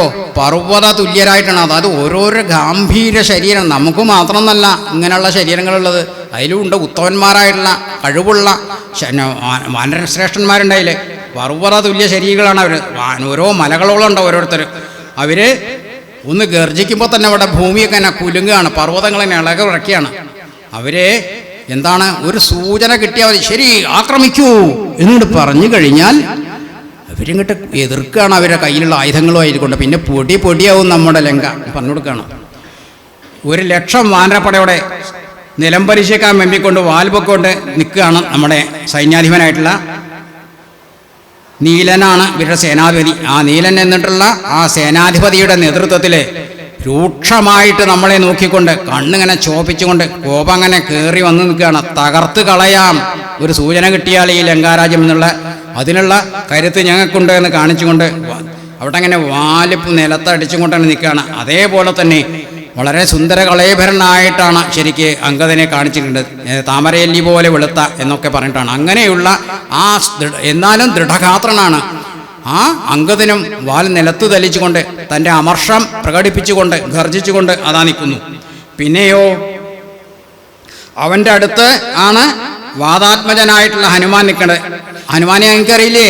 അങ്ങയുടെ കനിഷ്ഠപുത്രനായിട്ടുള്ള അക്ഷകുമാരനെ വധിച്ചിട്ടുള്ളവനാണ് എൻ്റെ അടുത്ത് നിൽക്കുന്നത്. പിന്നെയോ അങ്ങയുടെ അടുത്ത് നിൽക്കുന്നത് സുഗ്രീവനാണ്.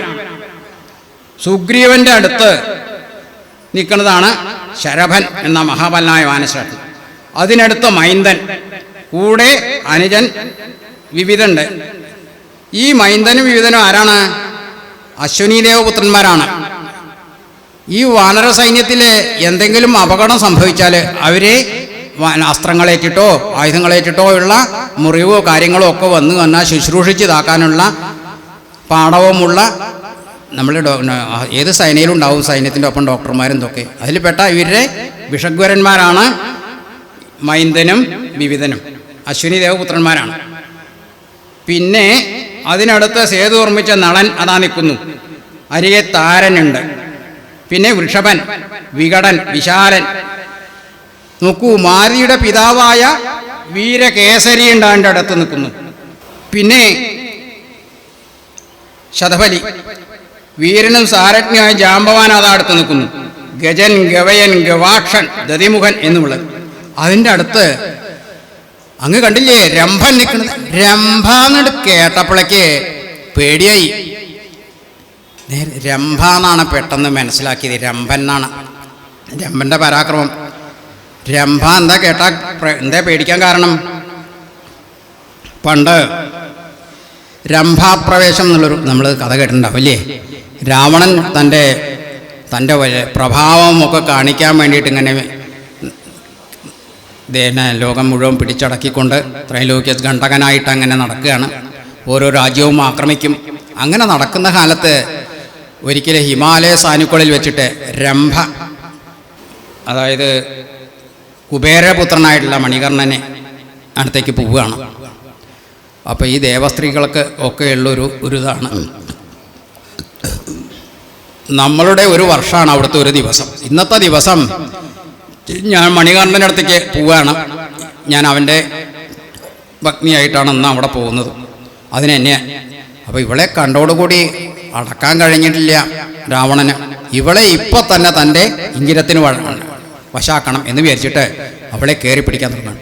അപ്പോൾ പറയണതാണ്, എന്നെ ഇന്ന് പോകാൻ അനുവദിക്കണം. ഞാൻ വിശ്രാവസിൻ്റെ പുത്രനെ കുബേരൻ്റെ പുത്രനായുള്ള മണികർണൻ്റെ പത്നിയാണ്. ഇന്നത്തെ ദിവസം എന്നെ പോകാൻ അനുവദിക്കണം. വിട്ടില്ല. രാവണൻ അവളെ കടന്നു പിടിച്ച് ബലാത്കാരം ചെയ്ത് തൻ്റെ ഇംഗിരം നടത്തിയിട്ടേ വിട്ടുള്ളൂ. അപ്പോൾ എവിടുന്ന് എണീറ്റ് കഴിഞ്ഞപ്പോൾ രംഭ ശ്രമിക്കുകയാണ്. നീ ഇനി ഒരു സ്ത്രീയുടെ ശരീരത്തിൽ അവളുടെ ഇഷ്ടം കൂടാതെ സ്പർശിക്കുകയോ അവളെ പ്രാപിക്കാൻ ശ്രമിക്കുകയോ ചെയ്താൽ നിന്റെ തല പൊട്ടിത്തെറിച്ച് പോകട്ടെ എന്ന് ഇങ്ങനൊരു ശാപം കൊടുത്തിട്ടുണ്ട് രംഭ. അപ്പം അത് കാരണമാണ് നമ്മളെ സീതാദേവിക്ക് സുരക്ഷിതമായിട്ട് ആ ശുഭാവൃക്ഷത്തിൻ്റെ ചുവട്ടിൽ 2 മാസം സമയം കാത്തിരിക്കാമെന്ന് പറയേണ്ട കാര്യം, നിങ്ങളെ അപ്പോൾ സീതാദേവിയെ കൊണ്ടുപോയാലും കണ്ടത് തൻ്റെ തമോ ബുദ്ധി പ്രകാരം, താമസ ബുദ്ധി പ്രകാരം സീതാദേവിയെ അപഹരിച്ചാലും ആ സുന്ദരിയെ തനിക്കും ആസ്വദിക്കണം എന്നുള്ള നിലയ്ക്ക് തന്നെയാണ് എന്നാണ് പറയുന്നത്. അപ്പോൾ അങ്ങനെ ആവുമ്പോൾ ഈ സമയം എന്തിനാണ് കൊടുത്തത്? നേരത്തെ പറഞ്ഞു, രാക്ഷസസ്ത്രീകളെ നിങ്ങൾ പലതും പറഞ്ഞുകൊണ്ട് ഇവളെ എനിക്ക് വശംവദയാക്കി തരൂ, എങ്ങനെയൊക്കെ പ്രലോഭനങ്ങൾ പറഞ്ഞിട്ട് വേണമെന്നുണ്ടെങ്കിലും അന്ന് മണ്ടോദരിയാണ് രക്ഷപ്പെടുത്തി കൊടുത്തു അവിടുന്ന് പിടിച്ചുകൊണ്ടുപോയത്. അപ്പോൾ പറയുമ്പോഴാണ് പറയണത്, നിങ്ങൾ ഏതെങ്കിലും നല്ല വാക്ക് പറഞ്ഞിട്ട് എനിക്ക് അവളെ പ്രാപിക്കാനോ തക്കവണ്ണം അവളെ എനിക്ക് വശംവദയാക്കി തരൂ, അതിനുള്ള സമയം ഞാൻ നിനക്ക് തരുന്നു. അപ്പോൾ ഈ ശാപം കാരണം പെട്ടെന്ന് ഏതെങ്കിലും സ്ത്രീകളെ പിടിച്ചു കൊണ്ടുപോയാലും രാവണൻ അവരെ കാണുക മാത്രമേ പറ്റുള്ളൂ. പിന്നെ എന്താ ഉണ്ടായത്? ഇങ്ങനെയുള്ള സുന്ദരികളായിട്ടുള്ള അപ്സരയും ഇവരൊക്കെ കുറേ കാലമൊക്കെ അങ്ങനെ ഇവർക്ക് എന്തെങ്കിലുമൊക്കെ വെറുതെ നമ്മളിങ്ങനെ തീറ്റിപ്പോറ്റാൻ പറ്റില്ലല്ലോ, എന്തെങ്കിലുമൊക്കെ പണി കൊടുക്കണം എന്ന് വെച്ചിട്ടാണ് ഇവരെ രാജധാനിയിൽ കൊണ്ടുപോയിട്ട് അവിടെ ഇങ്ങനെയുള്ള പണികൾ, ചിലവർക്ക് ഇയാളെ ഇതാകൊണ്ട് തന്നെ ഈ ആലപത്ര ആടനം പിന്നെ വീശുക, പിന്നെ പാദങ്ങൾ തഴുകി കൊടുക്കുക, അല്ലെങ്കിൽ അവിടുത്തെ ശുചീകരണ പ്രവൃത്തി ചെയ്തു കൊടുക്കുക, ഇങ്ങനെയൊക്കെയുള്ള ഓരോ പണികളും കൊടുത്തുകൊണ്ട് അവിടെ അങ്ങനെ കഴിയുന്നത്. അതിൻ്റെ ഇടയിൽ ആരെങ്കിലും രാവണനെ ഇനി തൻ്റെ ഭർത്താക്കന്മാരാരും കൂടി തിരിച്ചു വരാൻ പോകുന്നില്ല എന്ന് വിചാരിക്കുന്നവർക്ക് രാവണൻ്റെ ഇഷ്ടങ്ങൾക്കും പാത്രമാവാനും കഴിഞ്ഞു എന്ന് മാത്രം.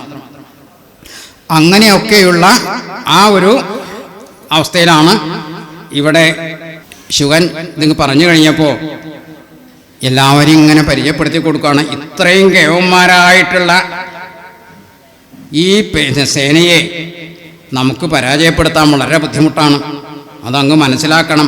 ഓരോരുത്തരുടെ വീര്യം എത്രയാണെന്ന് പറയാൻ വയ്യ. നോക്കൂ, ജാംബവാനുണ്ടായുടെ ഈ ജാംബവാന്റെ സ്ഥിതി എന്താണ് നോക്കൂ. കൃതയുഗത്തിലെ ജാംബവാനും ഇതേപോലെ തന്നെ ഈ ലോകം മുഴുവനുള്ള കാലം ജീവിക്കാനുള്ള വരം നേടിയിട്ടുള്ള ഇതിൽപ്പെട്ട ആളാണ്. അപ്പോൾ അങ്ങനെയുള്ള ആ ജാംബവാൻ അതാ ഇവിടെ അതായത് വാമനാവതാര കാലത്ത് ചിരഞ്ജീവി ആവാൻ വേണ്ടി വരം നേടി, അതാണ് നേരത്തെ പറഞ്ഞത്, ചിരഞ്ജീവികൾപ്പെട്ട ആളാണ് ജാംബവാൻ. അപ്പോൾ പറഞ്ഞു, വാമനാവതാര കാലത്ത് ഭഗവാന്റെ പാദം ബ്രഹ്മാവിൻ്റെ തലത്തിലെത്തി കഴിഞ്ഞു എന്ന് പറഞ്ഞു. 3-ാമത്തെ അടി വെച്ച് അല്ല 2-ാമത്തെ അടി വെച്ചപ്പോഴേക്ക്. അപ്പോൾ ബ്രഹ്മാവ് ആ പാദങ്ങൾ തൻ്റെ കമണ്ഡലമുള്ള ജലം കൊണ്ട് കഴുകിക്കൊണ്ട് പ്രാർത്ഥിച്ചു എന്നാണ് പറയണത്. എന്നിട്ട് ആ തീർത്ഥം ഭൂമിയിലും ലോകത്തിലെല്ലായിടത്തും തളിക്കാൻ വേണ്ടി കൊടുത്തേച്ചു എന്ന് പറയണം. അപ്പം 21 പ്രാവശ്യം ഈ വിജയം ഘോഷിച്ചുകൊണ്ട് ലോകം ചുറ്റിയവനാണ് നമ്മളുടെ ജാംബവാൻ. ആ ജാംബവാനാണ് മുമ്പ് ഇരിക്കുന്നത്. കണ്ടോളൂ, ഇപ്പോഴും അവൻ ചിരഞ്ജീവിയാണ്, അവൻ്റെ പ്രഭാവവും കഴിവും ഒന്നും നശിച്ചിട്ടുമില്ല.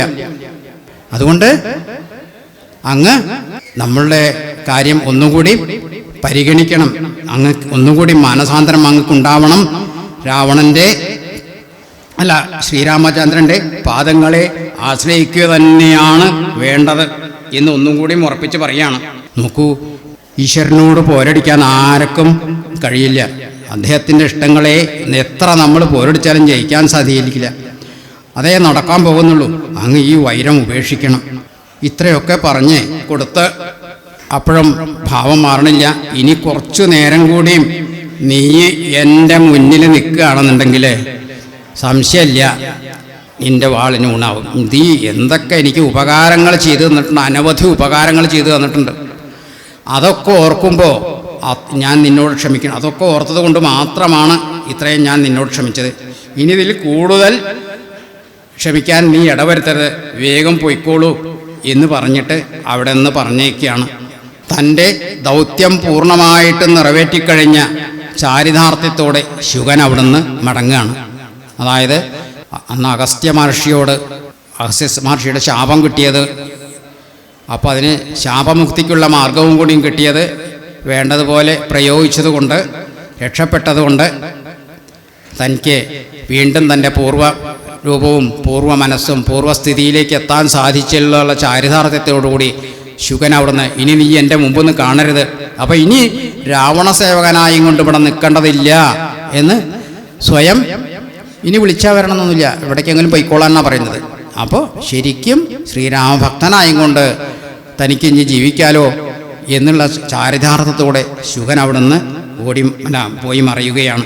ഇനി കുറച്ചുകൂടി കാര്യങ്ങൾ അതിൽ കൂടിയും പറയുന്നുണ്ട്. ഈ കാര്യങ്ങൾ കുറച്ചും കൂടിയും വേദാന്തപരമായിട്ടുള്ള അവസ്ഥയിലേക്ക് ശുഗൻ എത്തിച്ചേരുന്ന ഒരു ഘട്ടമുണ്ട് നമ്മളീ പറയുന്നു കൂടുമ്പോൾ. ഞാൻ അതും കൂടിയും പറയാം. നമ്മളീ പറഞ്ഞ കൂട്ടത്തിൽ സാധാരണഗതികളായിട്ടുള്ള കാര്യങ്ങൾ ഇതൊക്കെ പറഞ്ഞു കഴിഞ്ഞതിൻ്റെ ഇടയിൽ വേദാന്തപരമായിട്ടുള്ള കുറേ കാര്യങ്ങളാണ് പിന്നീട് ഉപദേശിക്കുന്നത്. വേദാന്തപരമായിട്ട് അങ്ങൊരു കാര്യം മനസ്സിലാക്കിയിട്ടുണ്ടോ? വിരാട് പുരുഷനായിട്ടുള്ള ഭഗവാനാണ്. വിരാട് പുരുഷനായിട്ടുള്ള ഭഗവാനാണ് ശ്രീരാമചന്ദ്രൻ. ഈ ആദ്യം പ്രപഞ്ചമുണ്ടായതിൽ ആദ്യമുണ്ടായിട്ടുള്ള വിരാട് പുരുഷൻ അവിടെ നിന്നാണ് ഈ പ്രപഞ്ചത്തിലെ സകല പരമാണുക്കളും ഉണ്ടായത്. ഈ പരമാണുക്കളിൽ നിന്നാണ് പിന്നീട് പഞ്ചഭൂതങ്ങളുണ്ടായത്. അങ്ങനെയുള്ള ഈ പഞ്ചഭൂതാത്മകമായിട്ടുള്ള ശരീരം, അതിനോട് ത്രിഗുണങ്ങൾ ചേർന്ന് വന്നു. ത്രിഗുണങ്ങൾ സാത്വികം, രാജസം, താമസം എന്നിങ്ങനെ ഈ 3 ഘടകങ്ങൾ. ഇതിൽ അങ്ങനെ 25 തത്വങ്ങളുണ്ട് എന്നാണ് പറയുന്നത്. പഞ്ചേന്ദ്രിയങ്ങൾ 5, ജ്ഞാനേന്ദ്രിയങ്ങൾ 5, പിന്നെ ചിത്താവസ്ഥകൾ 10, ബുദ്ധി, ജ്ഞാനം, വിസ്മൃതി, അഹങ്കാരം, പുരുഷൻ എന്നിങ്ങനെ പരമചൈതന്യം, ഇങ്ങനെ ഉള്ള 5 അവസ്ഥകൾ വേറെ. ഇങ്ങനെ എല്ലാം കൂടിയാണ് 25 തത്വാവസ്ഥകൾ എന്നാണ് പറയുന്നത്. ഈ 10 അവസ്ഥകൾ എന്ന് പറഞ്ഞാൽ കാമം, സങ്കല്പം, വിജികിത്സ, ശ്രദ്ധ, അശ്രദ്ധ, ധൃതി, അധൃതി, ലജ്ജ, ഭീതി, ധി എന്നീ ചേർന്നാണ് 10 അവസ്ഥകൾ. അപ്പോൾ ഇങ്ങനെയുള്ള ഈ എല്ലാം കൂടി ചേർന്നിട്ടുള്ളതാണ് ഒരു മനുഷ്യജീവൻ. ഇതങ്ങ് മനസ്സിലാക്കണം. ജഡബുദ്ധിയുമായിട്ടുള്ളവർക്ക് വേണ്ട പോലെയുള്ള ജ്ഞാനം എപ്പോഴും ഉണ്ടാവില്ല. അങ്ങനെ ജഡാത്മകമായിട്ടുള്ള സ്വഭാവം കൈവരിച്ചിട്ടുള്ളവരാണ്. നേരത്തെയും പറഞ്ഞു, നമ്മൾ വരണം പറയേണ്ടതായിട്ടുണ്ട്. ജഡാത്മകമായിട്ടുള്ള വസ്തുക്കളെ കൊണ്ട് അങ്ങ് ഉണ്ടാക്കിയത് കൊണ്ട് എനിക്ക് ജഡസ്വഭാവം കാണിക്കേണ്ടി വന്നു, അങ്ങ് പൊറുക്കണം. അതേപോലെ തന്നെ ത്വക്ക്, മാംസം, അസ്ഥി, മൂത്രം, മലം എന്നിവയോട് ചേർന്നിട്ടുള്ള ഈ ദുർഗന്ധപൂരിതമായിട്ടുള്ള ഈ ശരീരം അജ്ഞാനത്തിൻ്റെ ഇരിപ്പിടം കൂടിയായി മാറുകയാണ്. വിജ്ഞന്മാർക്ക് ഈ ഈ അവസ്ഥയെ മറികടക്കാൻ സാധിക്കും. എന്നാൽ അതായത് വിജ്ഞന്മാർക്ക് എന്ന് പറഞ്ഞാൽ രാജഗുണം ആയിട്ടുള്ള അല്ലെങ്കിൽ സാത്വിക ബുദ്ധികളോട് കൂടിയിട്ടുള്ളത്. സാത്വിക ബുദ്ധി വന്നത് എങ്ങനെയാണ് കൈവരിക്കുക സാധാരണ ജനങ്ങൾക്ക് എന്ന് വെച്ച് കഴിഞ്ഞാൽ അതുകൂടിയും പറയാം. സാത്വികത എന്ന് പറഞ്ഞു കഴിഞ്ഞാൽ പരമമായിട്ടുള്ള ശുദ്ധി, ഈശ്വരനോടുള്ള അകൈതവുമായിട്ടുള്ള ഭക്തി, അതേപോലെ പരോപദ്രവം ചെയ്യാതിരിക്കാനുള്ള ബുദ്ധി, പരസഹായം ചെയ്യാനുള്ള മനസ്സ്, ഇത്രയൊക്കെ ഉണ്ടായാൽ അത് സാത്വിക ബുദ്ധിയുടെ ഒരു ഏതാണ്ട് അടയാളമായിട്ട് വരും. പിന്നെ എങ്ങനെയാണ് നമ്മൾ കഴിക്കുന്ന ആഹാരത്തിനും അതിനെ നിയന്ത്രിക്കാനുള്ളൊരു കഴിവുണ്ടെന്നാണ് പറയുന്നത്. സാത്വികമായിട്ടുള്ള ഭക്ഷണം കഴിക്കുന്നതോടുകൂടി സാത്വികമായിട്ടുള്ള ബുദ്ധിയാണ് ഉണ്ടാവുക. സാത്വികമായിട്ടുള്ള ഭക്ഷണങ്ങൾ തന്നെ ശരിക്കും ശുദ്ധമായിട്ടുള്ള സസ്യാഹാരങ്ങൾ തന്നെ. അവർക്കൊരിക്കലും മറ്റുള്ളവരോട് പ്രതികാര ബുദ്ധികൾ അത്ര അധികം നിൽക്കില്ല. ചെറിയൊരു ദേഷ്യമൊക്കെ വന്നു വെച്ചാലും കുറച്ച് കഴിയുമ്പോഴേക്ക് ദേഷ്യം വന്നു, ദേഷ്യപ്പെട്ടു, നിയന്ത്രിക്കാൻ പറ്റാത്തത് പറഞ്ഞു എന്ന് വെച്ചാലും കൂടി സാരമില്ല കേട്ടോ, ഞാൻ ദേഷ്യം കൊണ്ട് പറഞ്ഞതാണ് എന്ന് പറയാൻ കഴിയും. പക്ഷേ നേരെ മറിച്ച് താമസ ബുദ്ധിയിലുള്ളതിലേക്കാണ് വന്നു കെട്ട് കഴിഞ്ഞ ഒരാൾക്കാണെങ്കിൽ ആ പ്രതികാരം, തനിക്ക് പറ്റിയിട്ടുള്ള അപമാനം സഹിക്കാൻ കഴിയില്ല, ഇവനോട് എങ്ങനെയെങ്കിലും പ്രതികാരം ചെയ്തേ അടങ്ങൂ എന്നുള്ളൊരു മനസ്സാണ് ഉണ്ടാവുക. അപ്പോൾ നമ്മൾ ഭക്ഷണം നമ്മളുടെ ഈ ബുദ്ധി ചിന്തകളെയൊക്കെ നല്ലോണം ബാധിക്കുന്ന കാര്യമാണ്. അതുകൊണ്ട് തന്നെയാണ് നമ്മൾ ഈ ഒരു ഘട്ടത്തിൽ കർക്കിടക മാസത്തിൽ, അതായത് പിന്നെ അല്ലെങ്കിൽ മണ്ഡലകാലത്തൊക്കെ പരിപൂർണമായിട്ടും സസ്യാഹാരത്തിലേക്ക് മാറണം എന്ന് പറയണത്. എന്നാൽ മാത്രമേ സാത്വികമായിട്ടുള്ള ചിന്തകളും മറ്റു കാര്യങ്ങളും നമുക്ക് ഉണ്ടാവുകയുള്ളൂ. ഭഗവത് പ്രീതി അല്ലെങ്കിൽ ഭഗവത് ചിന്തയ്ക്കും കൂടി മനസ്സിൽ സ്ഥാനം ഉണ്ടാവുള്ളൂ. അല്ലാന്നുണ്ടെങ്കിൽ രാജസങ്ങളായിട്ടുള്ള കാര്യങ്ങളാണ് ചിന്തയിൽ വരിക. ഈ മാംസാഹാരം കഴിക്കുന്നതോടുകൂടി ഉണ്ടാവുന്ന കാര്യം എന്താണെന്ന് വെച്ച് കഴിഞ്ഞാൽ സിംഹത്തിൻ്റെയൊക്കെ സ്ഥിതി എന്താണ് നോക്കൂ, ക്രൗര്യം കൂടും. എന്തെങ്കിലും ചെയ്യുമ്പോൾ അവർ കഴിക്കുന്ന ഭക്ഷണത്തിൽ നിന്നുണ്ടാവുന്ന സ്വഭാവ ഇതാണത്, തന്മാത്രകൾ അങ്ങനെയാണ് ബുദ്ധിയിലേക്ക് പോയി ചെല്ലുന്നത്. അപ്പോൾ ചിന്തകൾ ക്രൂരങ്ങളായിരിക്കും, ചെന്നായ മറ്റുള്ള കാര്യങ്ങളൊക്കെ കൊണ്ടുപോകും. എന്നാൽ സാത്വികമായിട്ടുള്ള ചിന്തകൾ, അത് നോക്കി നോക്കൂ. സസ്യാഹാരിയായിട്ടുള്ളൊരു ആന ഇപ്പം കണ്ടില്ലേ, നമ്മൾ വയനാട്ടിൽ ഒരു അപകടങ്ങളിൽ നിന്നൊക്കെ രക്ഷപ്പെട്ടിട്ട് പോയിട്ടുള്ള ഒരു അമ്മയും കുട്ടിയും തൻ്റെ കുട്ടിയായിട്ട് ചെന്ന് പെട്ടത് ഒരു ആനക്കൂട്ടത്തിൻ്റെ മുന്നിലാണ്. ഈ ആനയോട് ഒരു രക്ഷയില്ല, ഓടി തളർന്നു കഴിഞ്ഞിരിക്കുന്നു അവർ.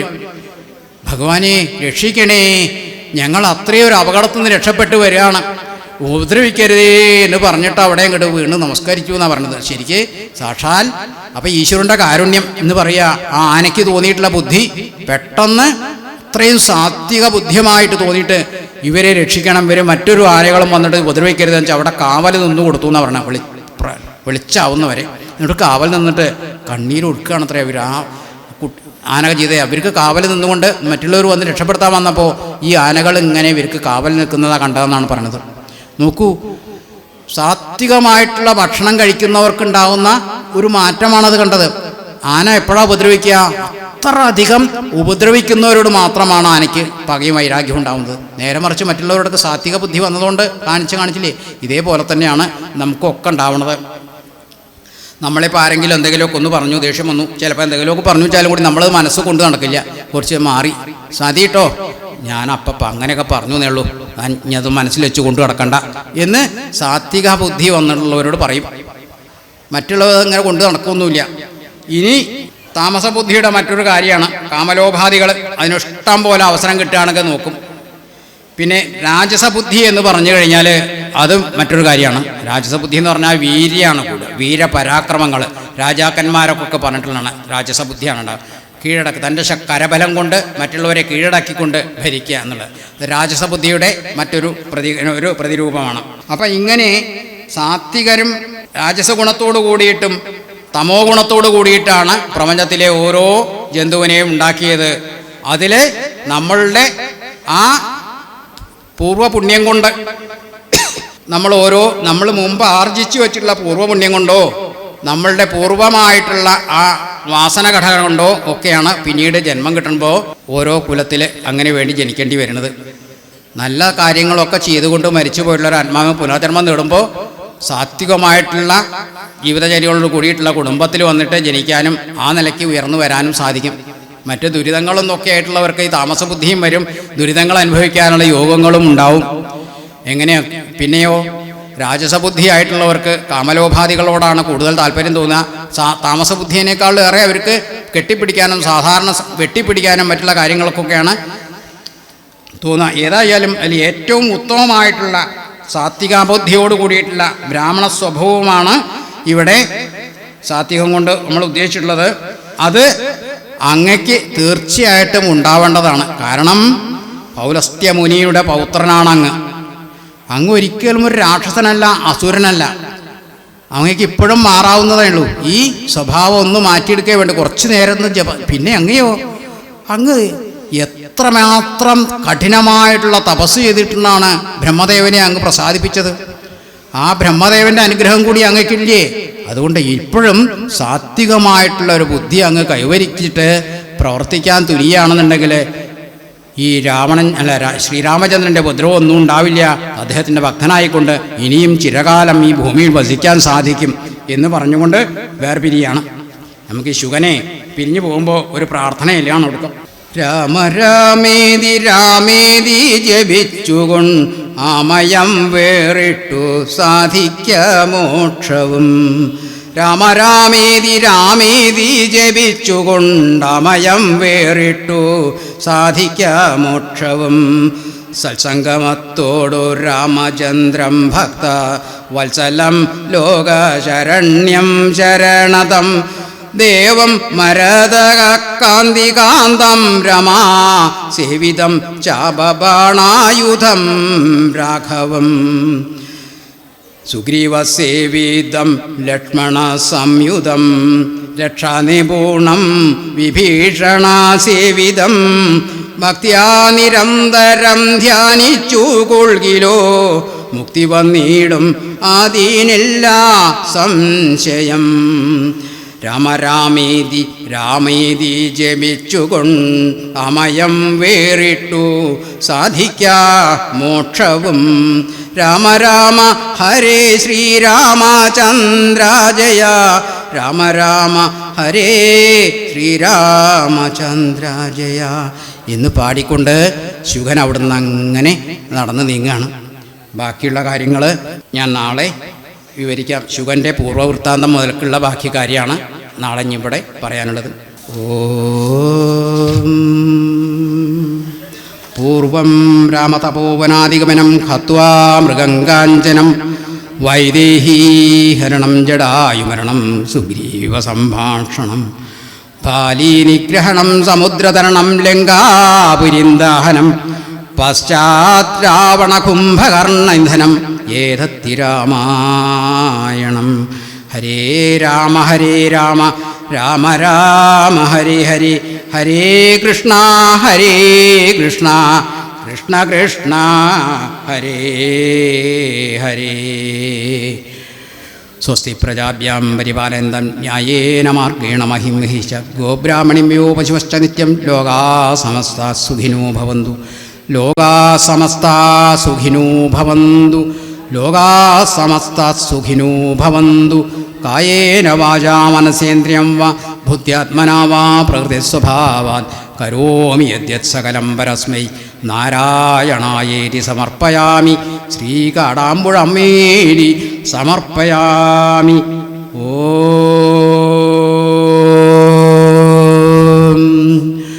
ഓം